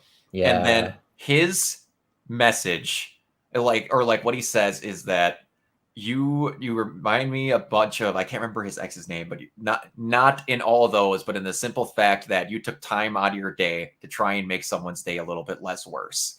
I'm like, oh, Ducky, you're the best. You're just the best. Ducky's so good. Yeah. And then you go through, I gave my rose to Steph, obviously. Same thing. And then not a whole lot goes on. You're waiting on Pike to give the USB drive over to him. So that's like the looming threat that's sitting there. And then I was not expecting Go On to be the song. I wasn't expecting to sing, period. But like you get set up with all that. Before we get to that, did you do the thing with the bean counter with just like making that was great. Helped that guy find his dog. You helped to get the bean counter. You helped that guy's whole life. And he's just like, when he's like, yeah, I want to spoil her with a bunch of treats and stuff. I'm like, all right, dude, you're getting this gift card. It's been decided. You're spoiling your pup. And, but you get to the singing and just the nervousness in her voice is great, which goes back to, and I cannot freaking believe I forgot to talk about this, when Alex sings Creep. In the first chapter. Yes. That is the moment I knew I was going to love Alex as a character, because that is me to a T. She went through about an hour-long process of meeting everyone in the town, and everyone in the town went, awesome. You're Gabe's little sister. We love you. We'll get the shirts off our backs. We will pay for your college tuition. We'll do whatever we want for you because we know you'll be great. She screws up one time. I'm a creep. I'm a weirdo. I don't belong here. Why the hell am I here? After one thing. Great song. Despite the fact that, she did awesome, which is just immediately the whole world is ruined. I screwed up. They're not going to like me after the one thing. And I was like, that is how a lot of shit affects me all the time. And same. Creep was great. Disappointing people is like one of my things where I'm just like, I don't want to do that. Yep. I'm such a people pleaser in a way. It's like, it's very hard for me to do anything wrong or to be embarrassed in front of people. Like that is like kryptonite. It just really makes me feel like I just want to crawl into a little ball and just dig a hole in the ground and just stay there and not have anybody, like, don't look at me. Yeah, no, I hear you on so that. it's like, Creep has always been a relatable song for me. Yeah. So. And the fact they have her voice break and like the tones change out, but like, and then that goes back to 4 when she's singing that, and like they just immediately are into it. We're like, who's singing? I love guys? the song too. The song that they pick. What do you do? And then the best is like, it's one of my favorite style of joke cuts ever. He's like, guys, who'd we get? And then it just cuts to Alex. Yeah, like, the smash cut to Alex. Smash cut to Alex on stage. And go, I hate all of you. It's one of my favorite style of comedic jokes, and I will never not laugh at that. Same. But then, she just starts playing, and then Alex is just like the easiest drum part in almost any song ever. It's just and they nail it, and it's great. And then like that's the whole chapter, pretty much. Pretty much it. Outside Pike. And then the other thing, but then you get talked to by Pike, and I'm like, all right. Stuff needs to start happening because like Alex even says, I pulled the last thread. I need to figure out what's going on. So then Pike takes you in and like, we need to talk. I'm like, what are we doing? I'm like, Pike's not going to, someone put a lockdown on Pike and he's not going to help you. Yeah. And sure enough, you get in there and he offers you the coffee, which did you go for a beer or did you take coffee? Or I went for the beer. Exactly. I was like, how about a beer? How about a beer? Exactly. Yeah. And then, fuck you, man. And, exactly. And get this from a guy who's a grandson of a cop. I was kind of like, I get where this is from, and it's just I totally understand it. It's just like, dude, that sucks. You're trying to do your best to not piss the person off, and especially someone like he's been trying to be good friends with, especially the situation with Gabe. But then you sit down and you're like, why are you being so pissy about this? Like, dude, help me. But then he throws the folder out with the search surveillance stuff. And like, yeah. I was like, frick. But then again, you get offered with, and you basically tell them to fuck off. You tell Diane to fuck off. It's just like, everyone's like, no, I have their asses nailed on a USB drive. I don't care if I have to take it and post it on freaking Google. That's right. Something needs to happen. And that's right. Then you get presented with the option to take Pike's sphere away. Did you? I did. Without a doubt. Without a doubt. I'm like, I don't know how Charlotte's is gonna figure. I'm like, I'm not gonna sit here and let this guy like just waffle about it and not help, you know? Like, exactly. He has the power to be able to do something, so we're definitely gonna take his sphere away. Yeah.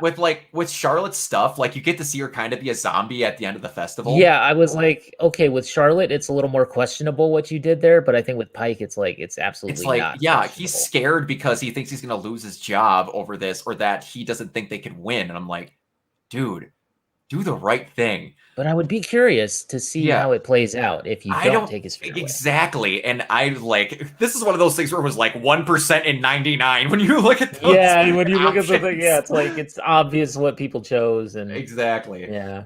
And it's just, I'm sure the developers were like, oh yeah, this is definitely going to go one way or another.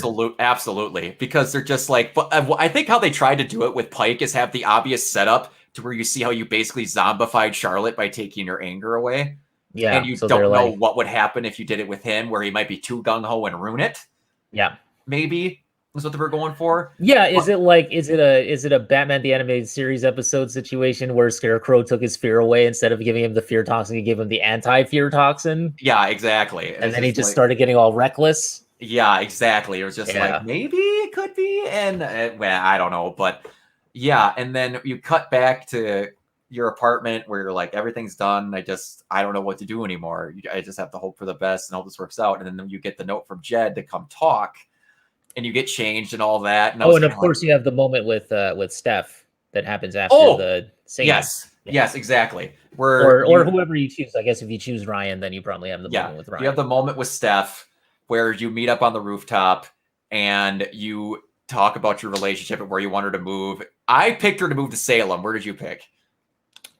Ocean. Okay. We talked about her joining a coven, and then Steph's and then cool. Alex goes a lesbian. Yeah. Alex goes a lesbian coven, and then Steph goes, "Is there another type of coven?" Another type. Yeah, exactly. But then you get the whole thing where it's like you're reading her emotions and she's screaming for you to kiss her and stuff like that. And I was just like, you get the cute little zoom in on her having to pick her feet up. Is that her. That is so awesome. I cracked up at that moment. It's so cute. Oh my gosh. Yeah. He's like, you gave me some stuff to think about and all that. And then she goes, walks away, and then. Yep. That was very cool.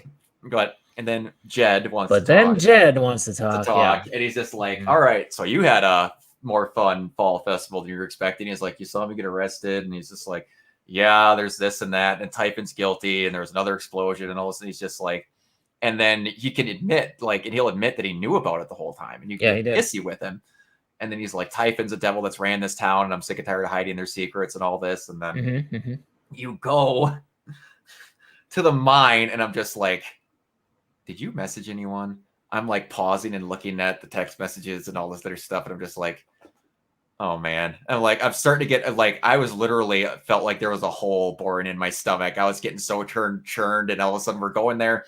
He's like, 2 clicks that way is this, that, and then towns that way. And that's what they were trying to bury. And then you go down and you see Alex freaking out. And she's like, Jed, why are you sad? I'm like, if you turn around and Jed has a gun, I swear to, and you turn around and he's got a freaking Glock, pointing at your head, no! It was so obvious, but I didn't want to believe it. It was so obvious. And then he missed. He missed, grazed the side of her head, which I was just like, because he ran at her. I don't know if he freaked out and then just popped the pistol up and then she fell. I was like, really? Really? Yeah. And it's like, well, the part that she still survives that fall. That too. I was like, okay, this Yeah, chapter 5 is where it took a few missteps for me in terms of the game itself, in terms of the storyline. I just was like, you had me, and now you're kind of just like, I don't know. The only thing that I didn't like is But I that think it got better towards the end. I don't know. I had a really bad ending, so to me anyway, it was kind of a lousy ending. So it turned me off a little bit. Like, you remember my initial reaction that I tested to the group was like, I'm not sure I like this ending. Yeah. But she falls, and the chapter starts, and you're back in the counseling room. I'm like, hold on. And then all of a sudden he's like, so how was your time in Colorado? I'm like, hence it's B-side for chapter 5. B-side for chapter 5. And all of a sudden I'm like, if y'all don't show what happened, and like, you messaged me that you didn't like the ending before this started, so the entire time I'm waiting for the shoe to drop for this thing I'm gonna hate. So then I'm like, are they just gonna skip what happened with Jed and Typhon? I'm like, what the hell? Why am I in my like, what? And then all of a sudden they go through this, and it's like, I know I've learned to live with my emotions. What are you talking about? He's like, then you would realize you're talking to an empty chair, and it turns around, and I'm like, oh, this is Life is Strange 1. You're in a weird, like, existential crisis mode. And I'm like, okay. I thought you were dead. I thought Alex was dead. I thought she was dead and or dying.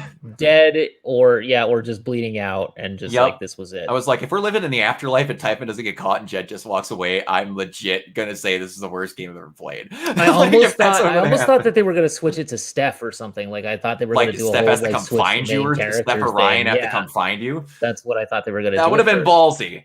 But I loved Alex too much, and I almost wonder if that was something that they could have thought about.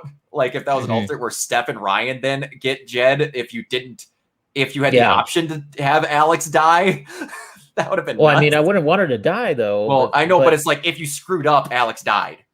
Yeah. And if you did it, but so then you go through everything in there, finding the tuning cord, looking through her stuff, and then it's like, needs to be locked in a room immediately, runs from her emotions, do all this, and is found her way back to her care. And then you meet Gabe again, and you have to start reliving stuff in her life that she's openly and purposely misremembering to try and not deal with her emotions.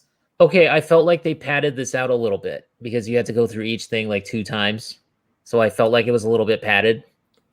It was, but given the fact that it was so short anyway, it was like, So, like, and I get why they do it, is because you're seeing the version that she sees. Yeah. And then and they only really, what I want to say, they did that with the first 2, and then the third one you kind of just experienced it. But I get why they did that, because I have some childhood memories that I try to tell people a little different so they don't feel like I'm making something up. This is true. Yeah, so, trauma and all that. Yeah, how to deal with it. An empath that doesn't like to deal with her own emotions, to me, is a pretty interesting That's a pretty ironic character. Yeah, that's interesting. Yeah, so her not seeing the situations correctly the first time were a little bit, that was something I was dealing with, and it's like, in the entire time, I don't know how this is going to end, or why they're making you go through something where Alex is reliving stuff, and then Gabe is making her see it the way it should be seen versus how she sugarcoated it.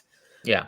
And then as we're going through, you get the one in the hospital with her mom, and I was kind of shocked we got to see her mom and her dad, actually as characters. Yeah. And then you get that, and then the one you get to see after that is the one in in their house, which was, again, child abuse, not for my mom.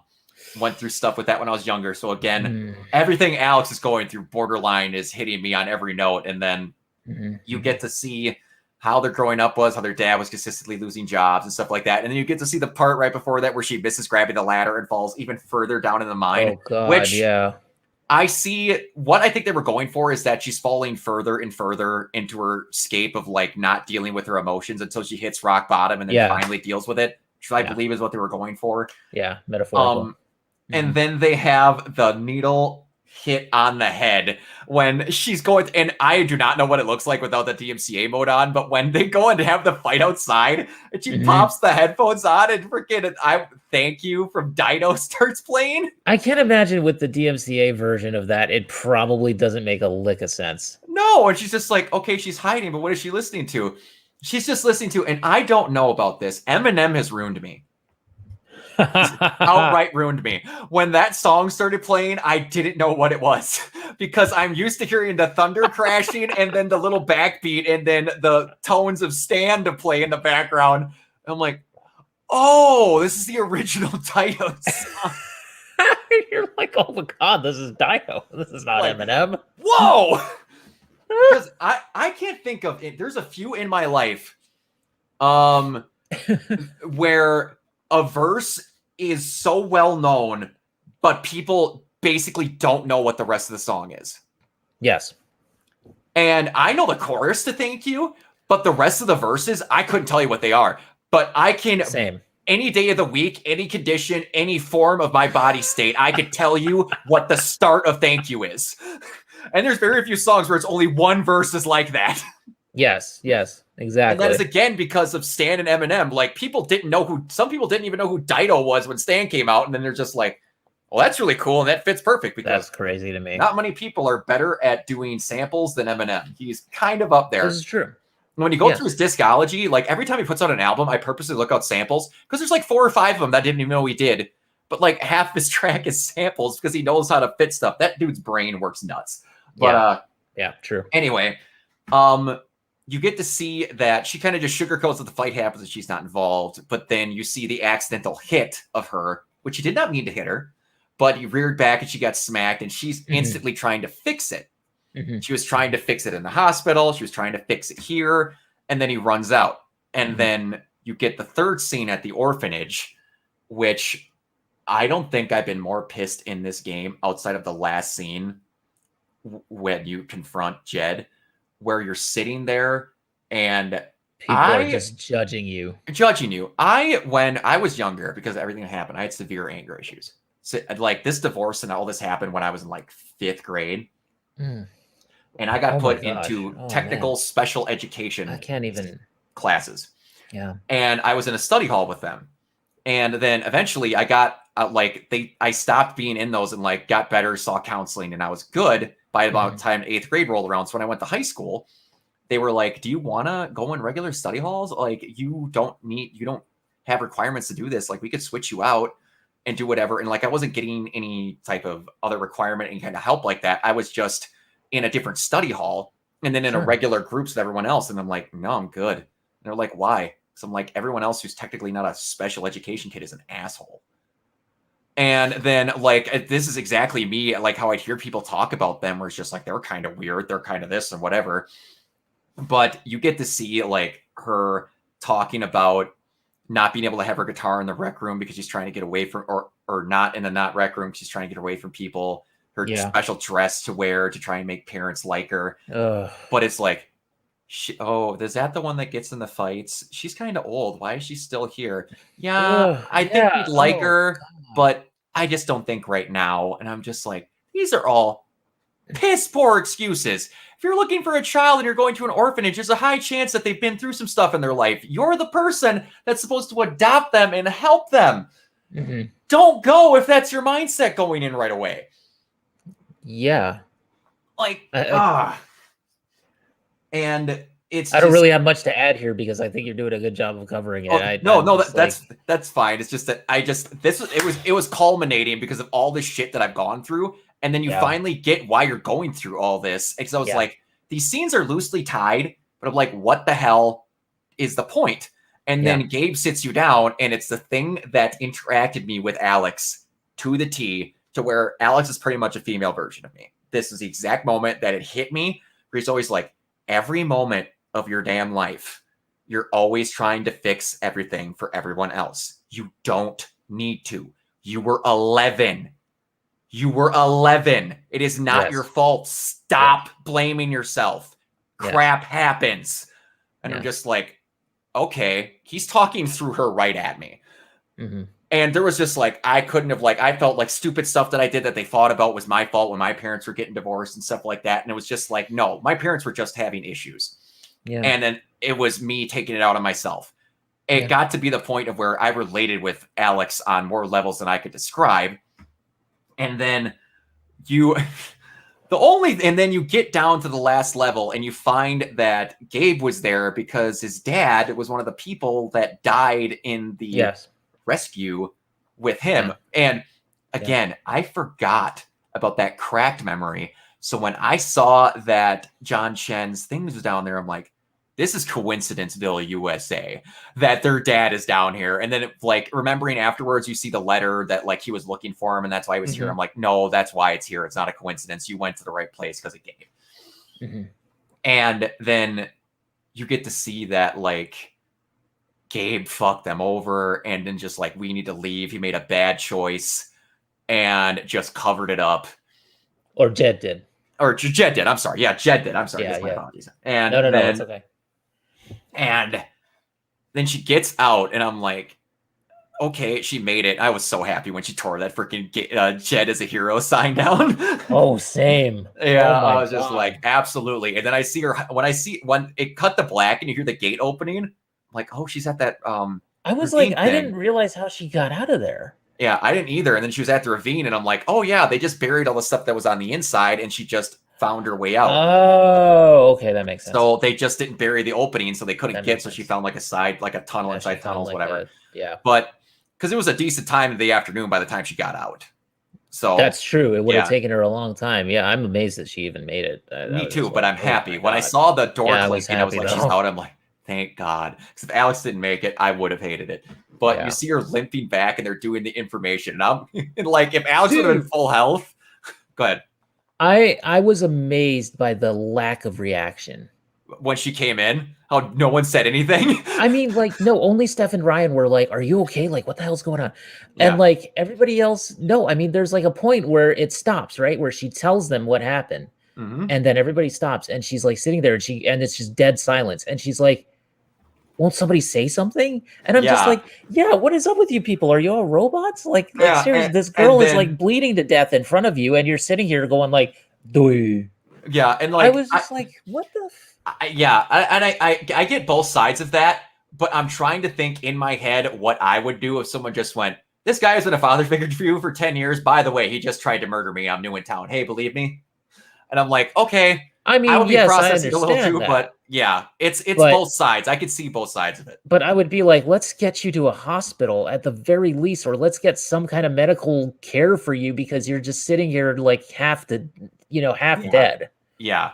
Bloody out, just like, So that to me, it rang a little bit gamey, a little bit video gamey to me, but it's okay. Yeah.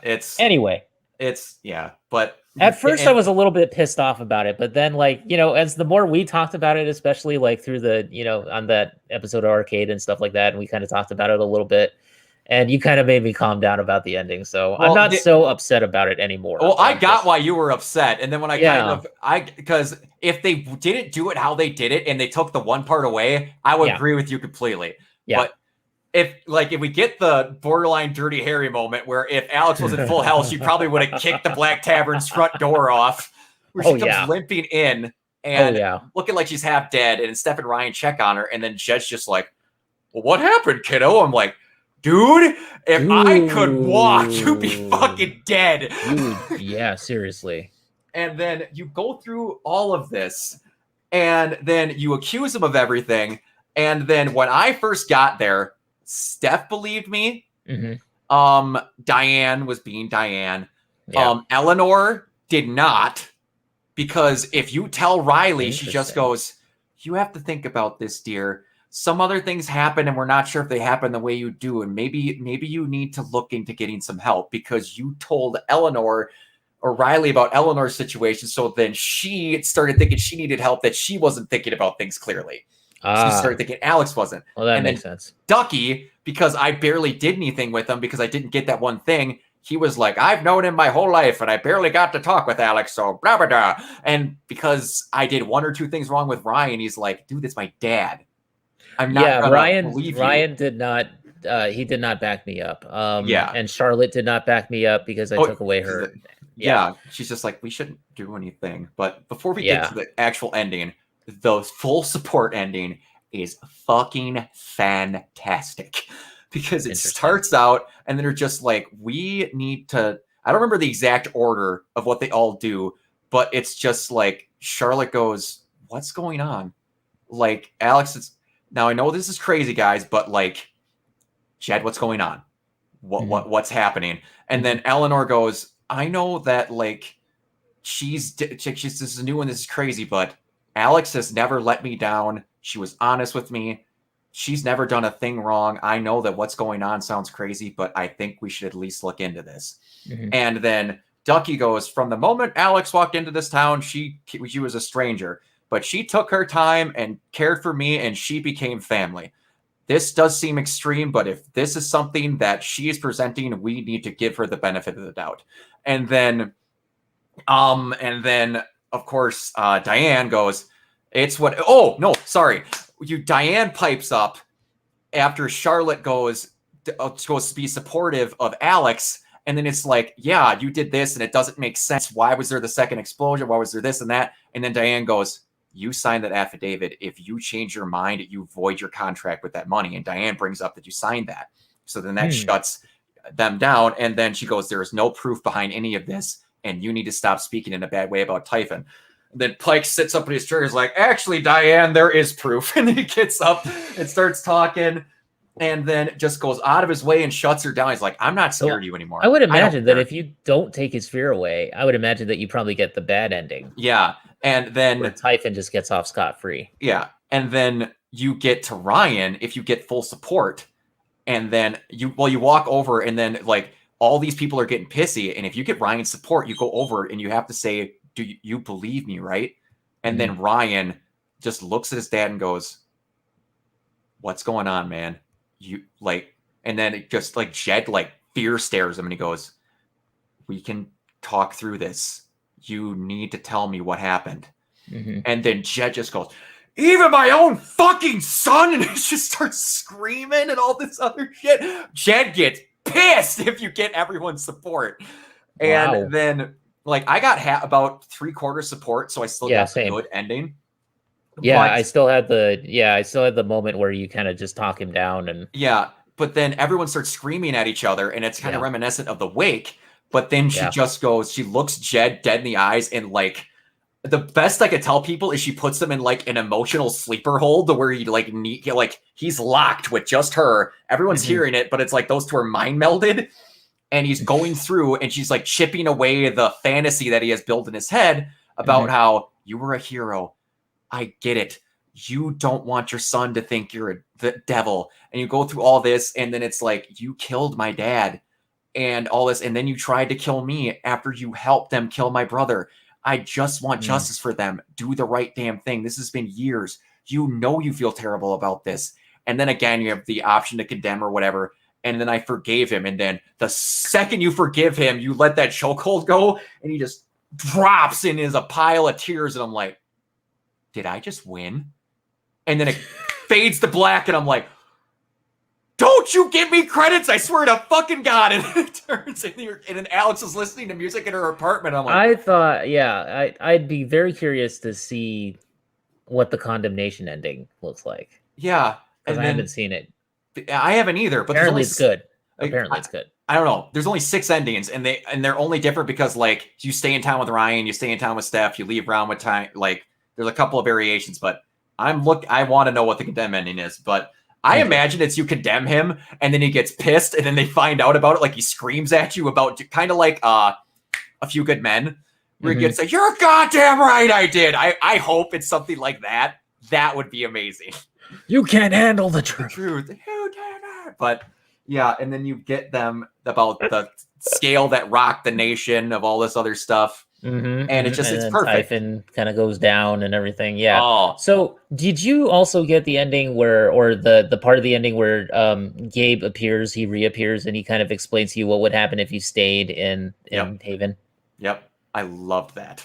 Okay. So yeah, I guess everybody gets that. And then you have to make the choice of whether you leave or stay. Yeah. And I chose to leave with Steph and to go on tour. Yep. I chose that the second time. Just to see what it was. I chose. The funny thing is, the funny thing is that when you get that ending, though, it's basically like Steph leaves, and you're on tour by yourself, and it just ends with you going up on stage and saying, "Hi, my name is Alex Chen," and that's it. I've heard 2 people give me 2 explanations for that. I've heard one say that they think that they're together but one produces music and one does the other. But one also gave me the option that they think that Alex is opening up for Steph. Maybe. I don't know. They don't say. I thought it was so unsatisfying. Yeah. But I think that they're pushing you towards the end where you stay in Haven. That was like, because it reminded me of the Max and Chloe ending where you just ride off. Yeah, but to me, again, I got that the second time and I didn't feel so bad about it because I kind of inclined toward the Steph, like Alex and Steph aren't in a band together, but they're both doing music. That's how I saw it anyway, but I could get how you'd say if she just like stayed home and did whatever, I could see how that would feel bad. When you stay in Haven, you literally just talk, and like you have a moment on the dock where she's thinking about things and other things like that, and then it kind of just fades away as she's thinking about happy memories. So it's the first Life is Strange game where if you tried hard, you could actually get a good no matter what ending. It's not a third good, not a fourth good, and no matter what half of it's shitty, you could get an actual good ending. Which is something I appreciated, because Life is Strange normally does not do that. Normally something terrible happens. This is true. Like you can't avoid it. Either you lose Chloe or you lose all of Arcadia Bay. In Life is Strange 2, you have an option to, there's a bad event that happens. And I won't spoil it because I want you to play it. But you get to either tell or not tell someone about this bad situation that you found out the truth about, that you go and investigate with Chloe. And then I got the good version of it, but then for no reason, I was riding a high and I was happy. The credits roll, and then all of a sudden it cuts to the dark room, and all you hear is pictures snapping, and it shows a folder of Rachel Amber. Why did you need to remind me of that? What the? I know what happens in Life is Strange 1, you assholes. You didn't need to remind me. And like in Life is Strange 2, there's like 7 different endings, and they're all incredibly different. Like the main goal is to get to Mexico where your dad's land is. You could become like your brother's like a bouncer at your garage, and a bunch of people try to steal shit from you and he kills all of them. You can get out of juvie if you do the right thing, which is incredibly hard to do. There's some other things, and like you lose your brother. And this is the first one where it was like, you did it the right way and your character was happy. So at least you get a good ending. Yeah. And that's another thing where I was like, okay, you should have the opportunity to make your character be happy. Yeah, of course. You should also have the opportunity to fuck up and make them not be happy. That's when you have games that aren't connected. You have the ability to do that every time. Which goes to my next point. I kind of want another game with Alex. I wouldn't mind. Another game with Alex or another game I wanted with another Steph. game with Max and Chloe, but we ain't gonna get that ever. I'd always wonder. They have the comics at least. The comics, or if there was a point where Max would show up in somebody else's thing. It gets to be That to would a be point interesting. where you can't have too many of these people in the same room. Yeah, you can't really, because then the powers would just go crazy. Powers would just go, oh, you made a bad decision. Hold on. Rip, rip, rip, rip. It's like, try that again.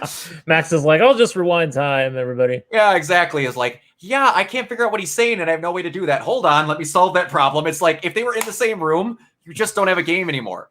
Like, Alex and Max's power set together is problem solved. Yeah. And like, that's true. Again, if you have Sean, it's Daniel. Daniel, the little kid, is not telepath, has telekinesis.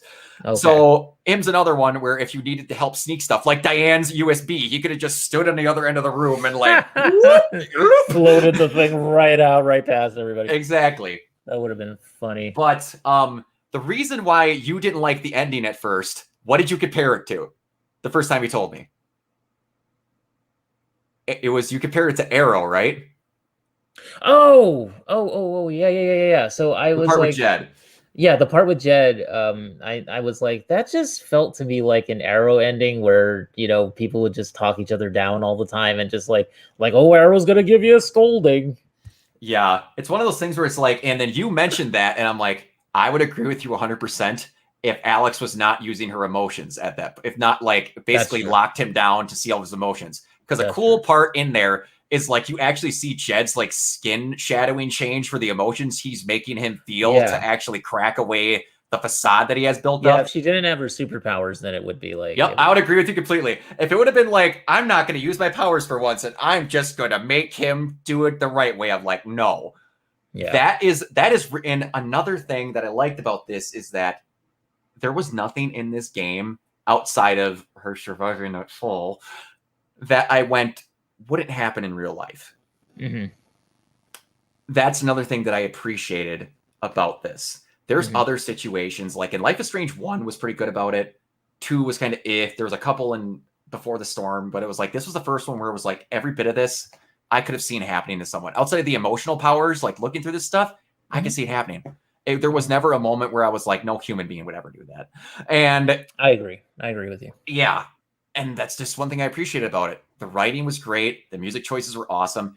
Alex was just phenomenal. Yes. All the supporting cast was small, so they didn't feel overused and everyone was important. Even you had side stories with the freaking NPCs in town that you could get them endings. Like the bird watcher, the dog guy, you could finally make the unrequited love people hook up.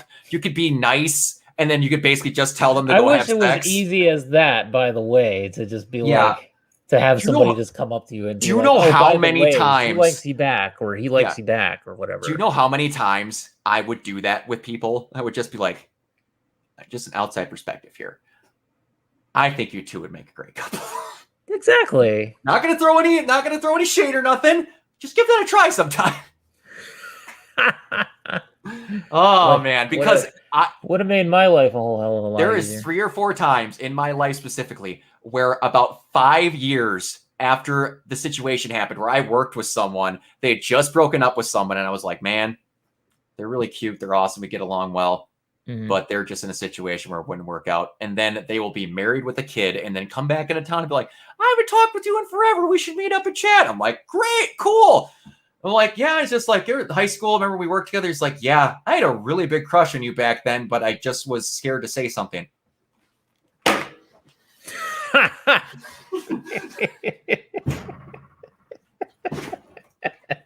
And I'm internally going, fuck! Oh, that never happened with me. So, it's just, it's whatever. It's whatever. And then all those people are happy, and it's in a situation where I'm always just like, that's me thinking selfishly. It's whatever. They're happy. They have kids. It's fine. But damn it! Why do I need to be a coward? As M. Bison once said, the road not taken. For me, it was just a Tuesday. I've never watched that to completion, and I need to. Oh my god, you need to. That would be a 0 stars that I'd be very okay That is with a watching. great film. I stand by my love of that movie. Yeah, and the fact that Ralph Julia wanted to do it. Because let me tell you, everybody else should think of Street Fighter: The Legend of Chun-Li if they want to talk about a bad Street Fighter movie. Like that made the Jean-Claude movie look fucking amazing. I've never seen it, so I couldn't tell. But anyway, I'm going to kick Bison's ass so hard. Bison wannabe is gonna feel it. Anyway, yeah, but this, like, a lot of people have been giving me shit because I say this. I like this better than Life is Strange 1. This is the best game that they've made by far. I completely understand. Yeah. And we might be able to go through this, or like maybe you and me could redo it again when we play through 1 and play through 2. Or I mean, Before the Storm. Yeah. But it's just like everything was nailed. The environment, the small town feel, the fact that they made it super condensed and you just stayed with this group of characters. I still need to replay it on PS5 because I bet on PS5 it probably just looks amazing. It's like I played it through on PS4 and it looked really good on PS4 Pro. It's beautiful, dude. Good. Yes. Also, I've never told you this because I've been embarrassed to tell you this. One of the reasons why I did like this is I have a giant crush on Alex Chen. Because I happen to be a fan of the Asian persuasion. I've never admitted that. It's just like, Same. And then all of a sudden they're just like, okay. And I've told you about my luck with characters and crushes and everything.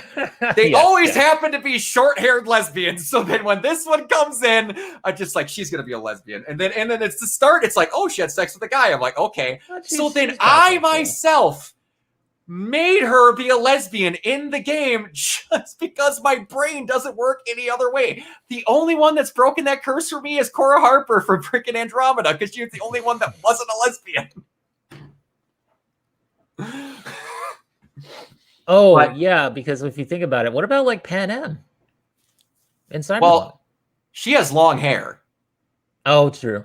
But she's not a lesbian though. She's not a lesbian, but it's always they have hair this length and they're a lesbian. Who did I go for in Cyberpunk? Judy. Absolutely. Immediately it was Judy. It never my buddy Chris, when he said that, like I mentioned that, I'm like, dude, I'm gonna go for Judy if I can. And he's just like, you have a type. You realize that what short-haired lesbians. So I'm like, funny. Okay, yeah, you're 100% right. I started going through like all the options. Like the only ones that weren't lesbians that I have crushes on in video games that have short hair were Jill and Ada. But it's always this length hair, and 90% of the time they're a lesbian. Just my curse. But anyway, yeah. Amazing.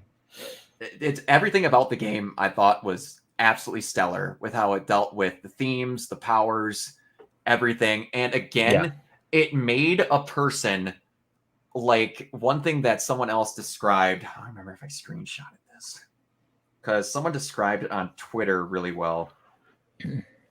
Or not Twitter, Reddit. I just realized I have to turn a light on because like it's so dark behind me. It looks like I'm coming out of the void. No, you're all good.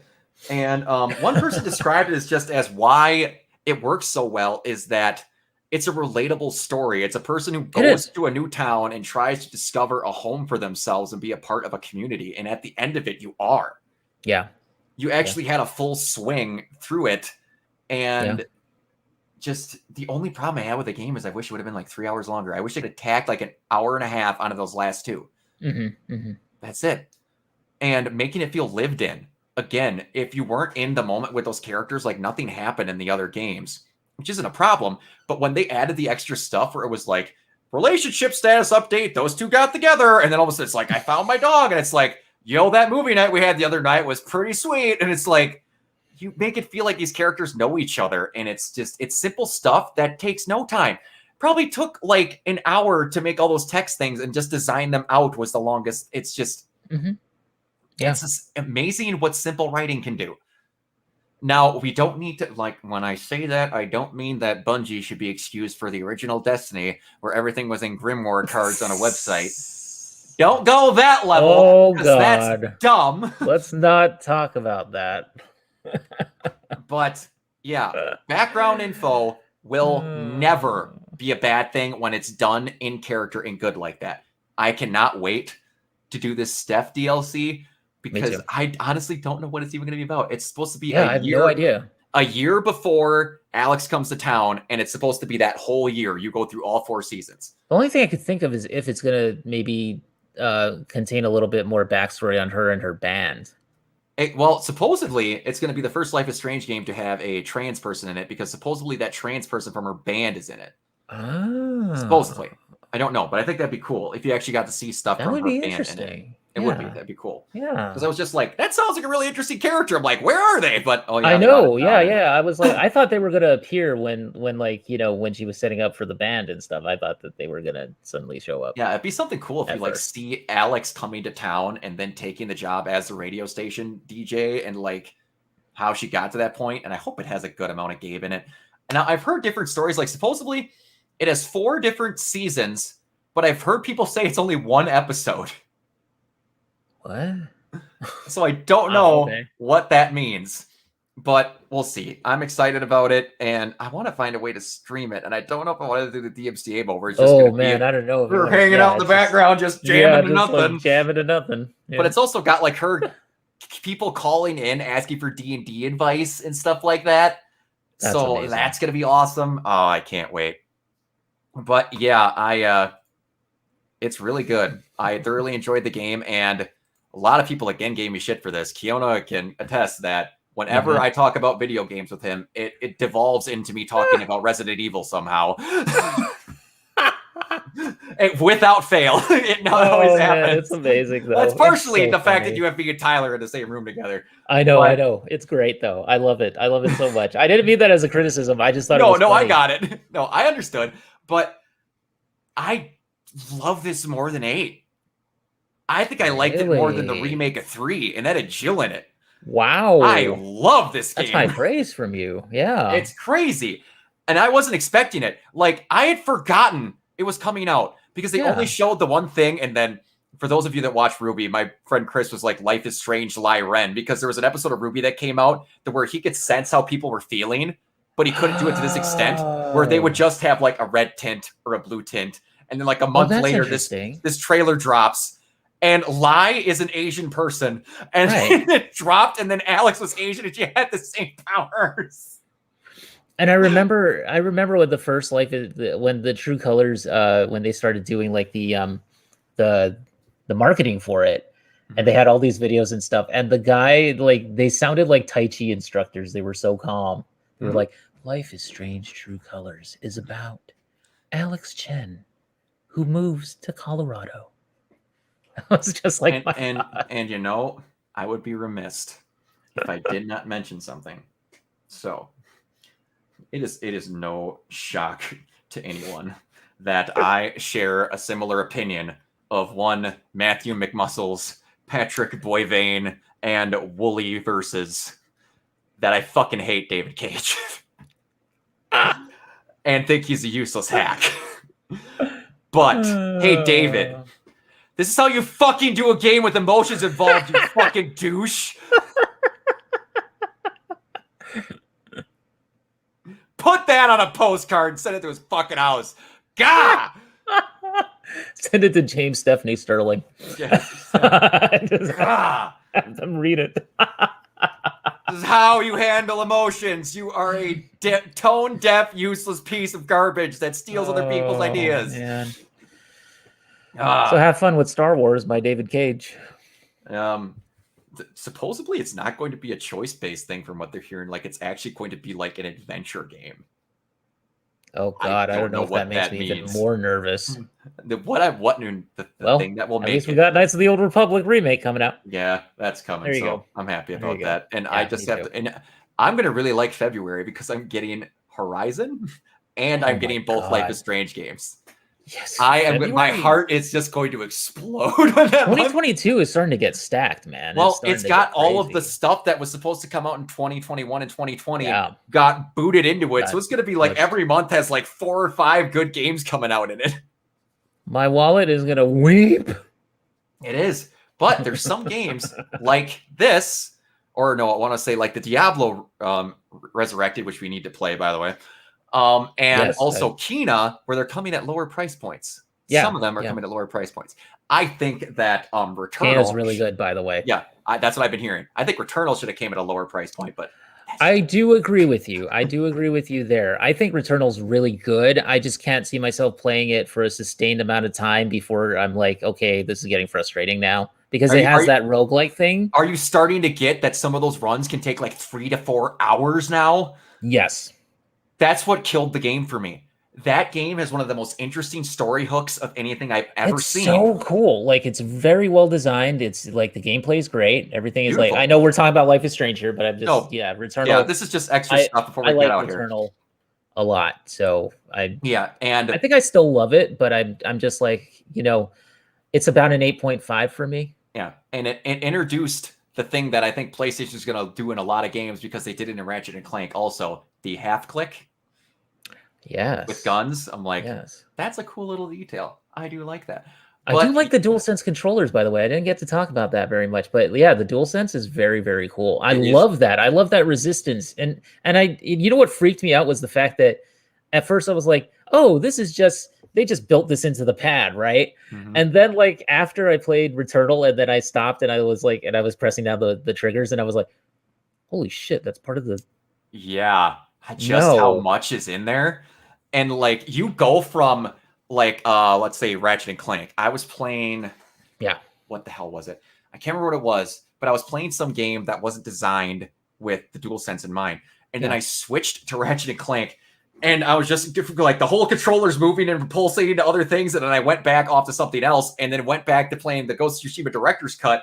Every time I go back to them, like, I never want these to turn off. Like, you're feeling the half clicks and resistance on shots with the sword and stuff. It's just crazy. The best description, and I don't play it because I'm not great at it, is Demon Souls. Pat described that he went to stab something, it missed, and it hit the wall, and he felt it scrape against the side of his controller. Like what you skimming the wall would feel like. That's amazing. That controller's nuts. Yeah. That controller is nuts. And it feels good. You remember how that was one of my concerns was I was like, the Microsoft, the Xbox pads normally feel better than the PlayStation controllers to me personally. Mm-hmm. But the DualSense, I think, is the best controller Sony's ever designed. And I think that it feels just really, really good. I was one of the people. It has heft to it. It doesn't just feel like a piece of cheap plastic. It has I was one of the people that really liked the 4. Like that, there was a split that was good too. You hated the 4, or you really liked the 4. To me, the worst controller that Sony's ever put out was the DualShock 3. That thing is a just rejectable piece of garbage. I have big hands, and that thing's tiny. And like the way it's tilted, and this is weird for people. Again, just minor thing before we cut out here. And on the DualSense 3. When you rest your hands, your fingers automatically go to rest on L and R1. That's not how it should be. And they changed that with the 4, where they automatically rest on the L2 and R2. Yeah, which is how it should be. I caught myself in almost all my PS3 games turning the triggers to L1 and R1 because it felt funky, like bending my fingers down. Oh, I hate that. Yeah, I did. And some of the games didn't have that option, so I was like, yeah, no. But anyway, yeah. Look forward. I want to do more video game stuff in the future, so we'll do more of these. That's the basis of why I did this. But anyway, we're going to get the heck out of here because me and Keona have another podcast we're going to be doing later. So, man, you're going to be on that too? Yeah, Mike messaged me. I'm like, I got nothing going on. So anyway. I'm going to go order some pizza real quick and just maybe just nosh a little. Yeah, I'm going to have to get something to wake myself up. But because I'm on Act 5 already on Diablo from going through a bunch of stuff. Well done, man. Well done. Through. Yeah, I've been playing COD Zombies because I've been trying to do the battle pass and max that out. Nice. Yeah. All right, Keona, you'll have to message me next time. Where can everybody find you? At Keona Tang on Twitter, as you can see on the screen, KeonaTang, and Meltdown with Neo is the other Twitter address as well for the new show, which I'm still working on. Because every time I work on it, it jams up. I don't understand this. Oh, I hear you. It's so freaking weird. But anyway, we'll work on it and get it made. Computers and things are sucky, trust me. I'm still trying to figure out an idea for another podcast I'm trying to work on. I'm still with the guys at Renegade Pop Culture in some capacity. Oh yeah, absolutely. Like I said, we're gonna be on a podcast later today. Exactly.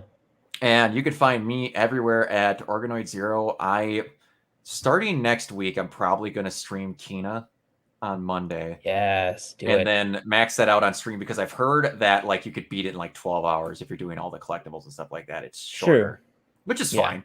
Yeah. It's their first game. All they did was make like a Zelda fan film or something like that. Awesome. It looks awesome. Feels awesome and looks awesome. It's so nice. Yeah, I've only heard minor complaints about it. It's so good. Yeah, I've only heard minor complaints, and it sounds like something that a studio making their first game would have issues with. Yeah. The only thing I've heard is that Kena could be written a little bit stronger, like description-wise. And they could do a little bit more with her character because she kind of just exists to be like a video game character that you control. Exactly, and it's their first game, so I don't blame them for having issues. I would much rather have that be their issue at first than it playing like absolute garbage and her being written great. Exactly. So that's just how I look at things. But I agree. I will be keeping streaming Donkey Kong 64 on Wednesdays, and then once Friday starts, I'm going to try and beat Kena before October. Because once October starts, I'm going to try my best to go through as many Resident Evil games as I can. I'm going to start with 3 because it's shorter, and then I'm going to do 2, and then I'm going to go through 5. I'm going to see if I can get through those 3. Oh, gosh. Are you going to do 6? No, I'm just kidding. I don't have 5 months, Keona. That's a joke. That's a joke. But hey, I'm one of those people that will say it is a okay game. It is a terrible Resident Evil game. I agree. But all right, we're gonna get out of here because this Don't have baby's going time over. hunt scale. That's right. I don't. It takes that long. You want to look up All a right. great thing? Look up Peach Saliva talking to Pat Stares at, where she was talking about how he was giving the option where she's just like, "You've only got like 2 or 3 more streams on this." He goes, "No, this is the end of the first campaign." Well, what do you mean? Oh. I've got like another 9 hours and 2 other campaigns plus an additional 4th one. What? And Paige is just like, "Are you kidding me?" And she's just like, "Why did you make him play this, guys? I need to have sex, and I can't do it on a night after he played Resident Evil 6. He's not in the mood." It's a mood killer. It is. But yeah, That's all right. great. We're going to get out of here. Bye, guys. All right. Bye, guys.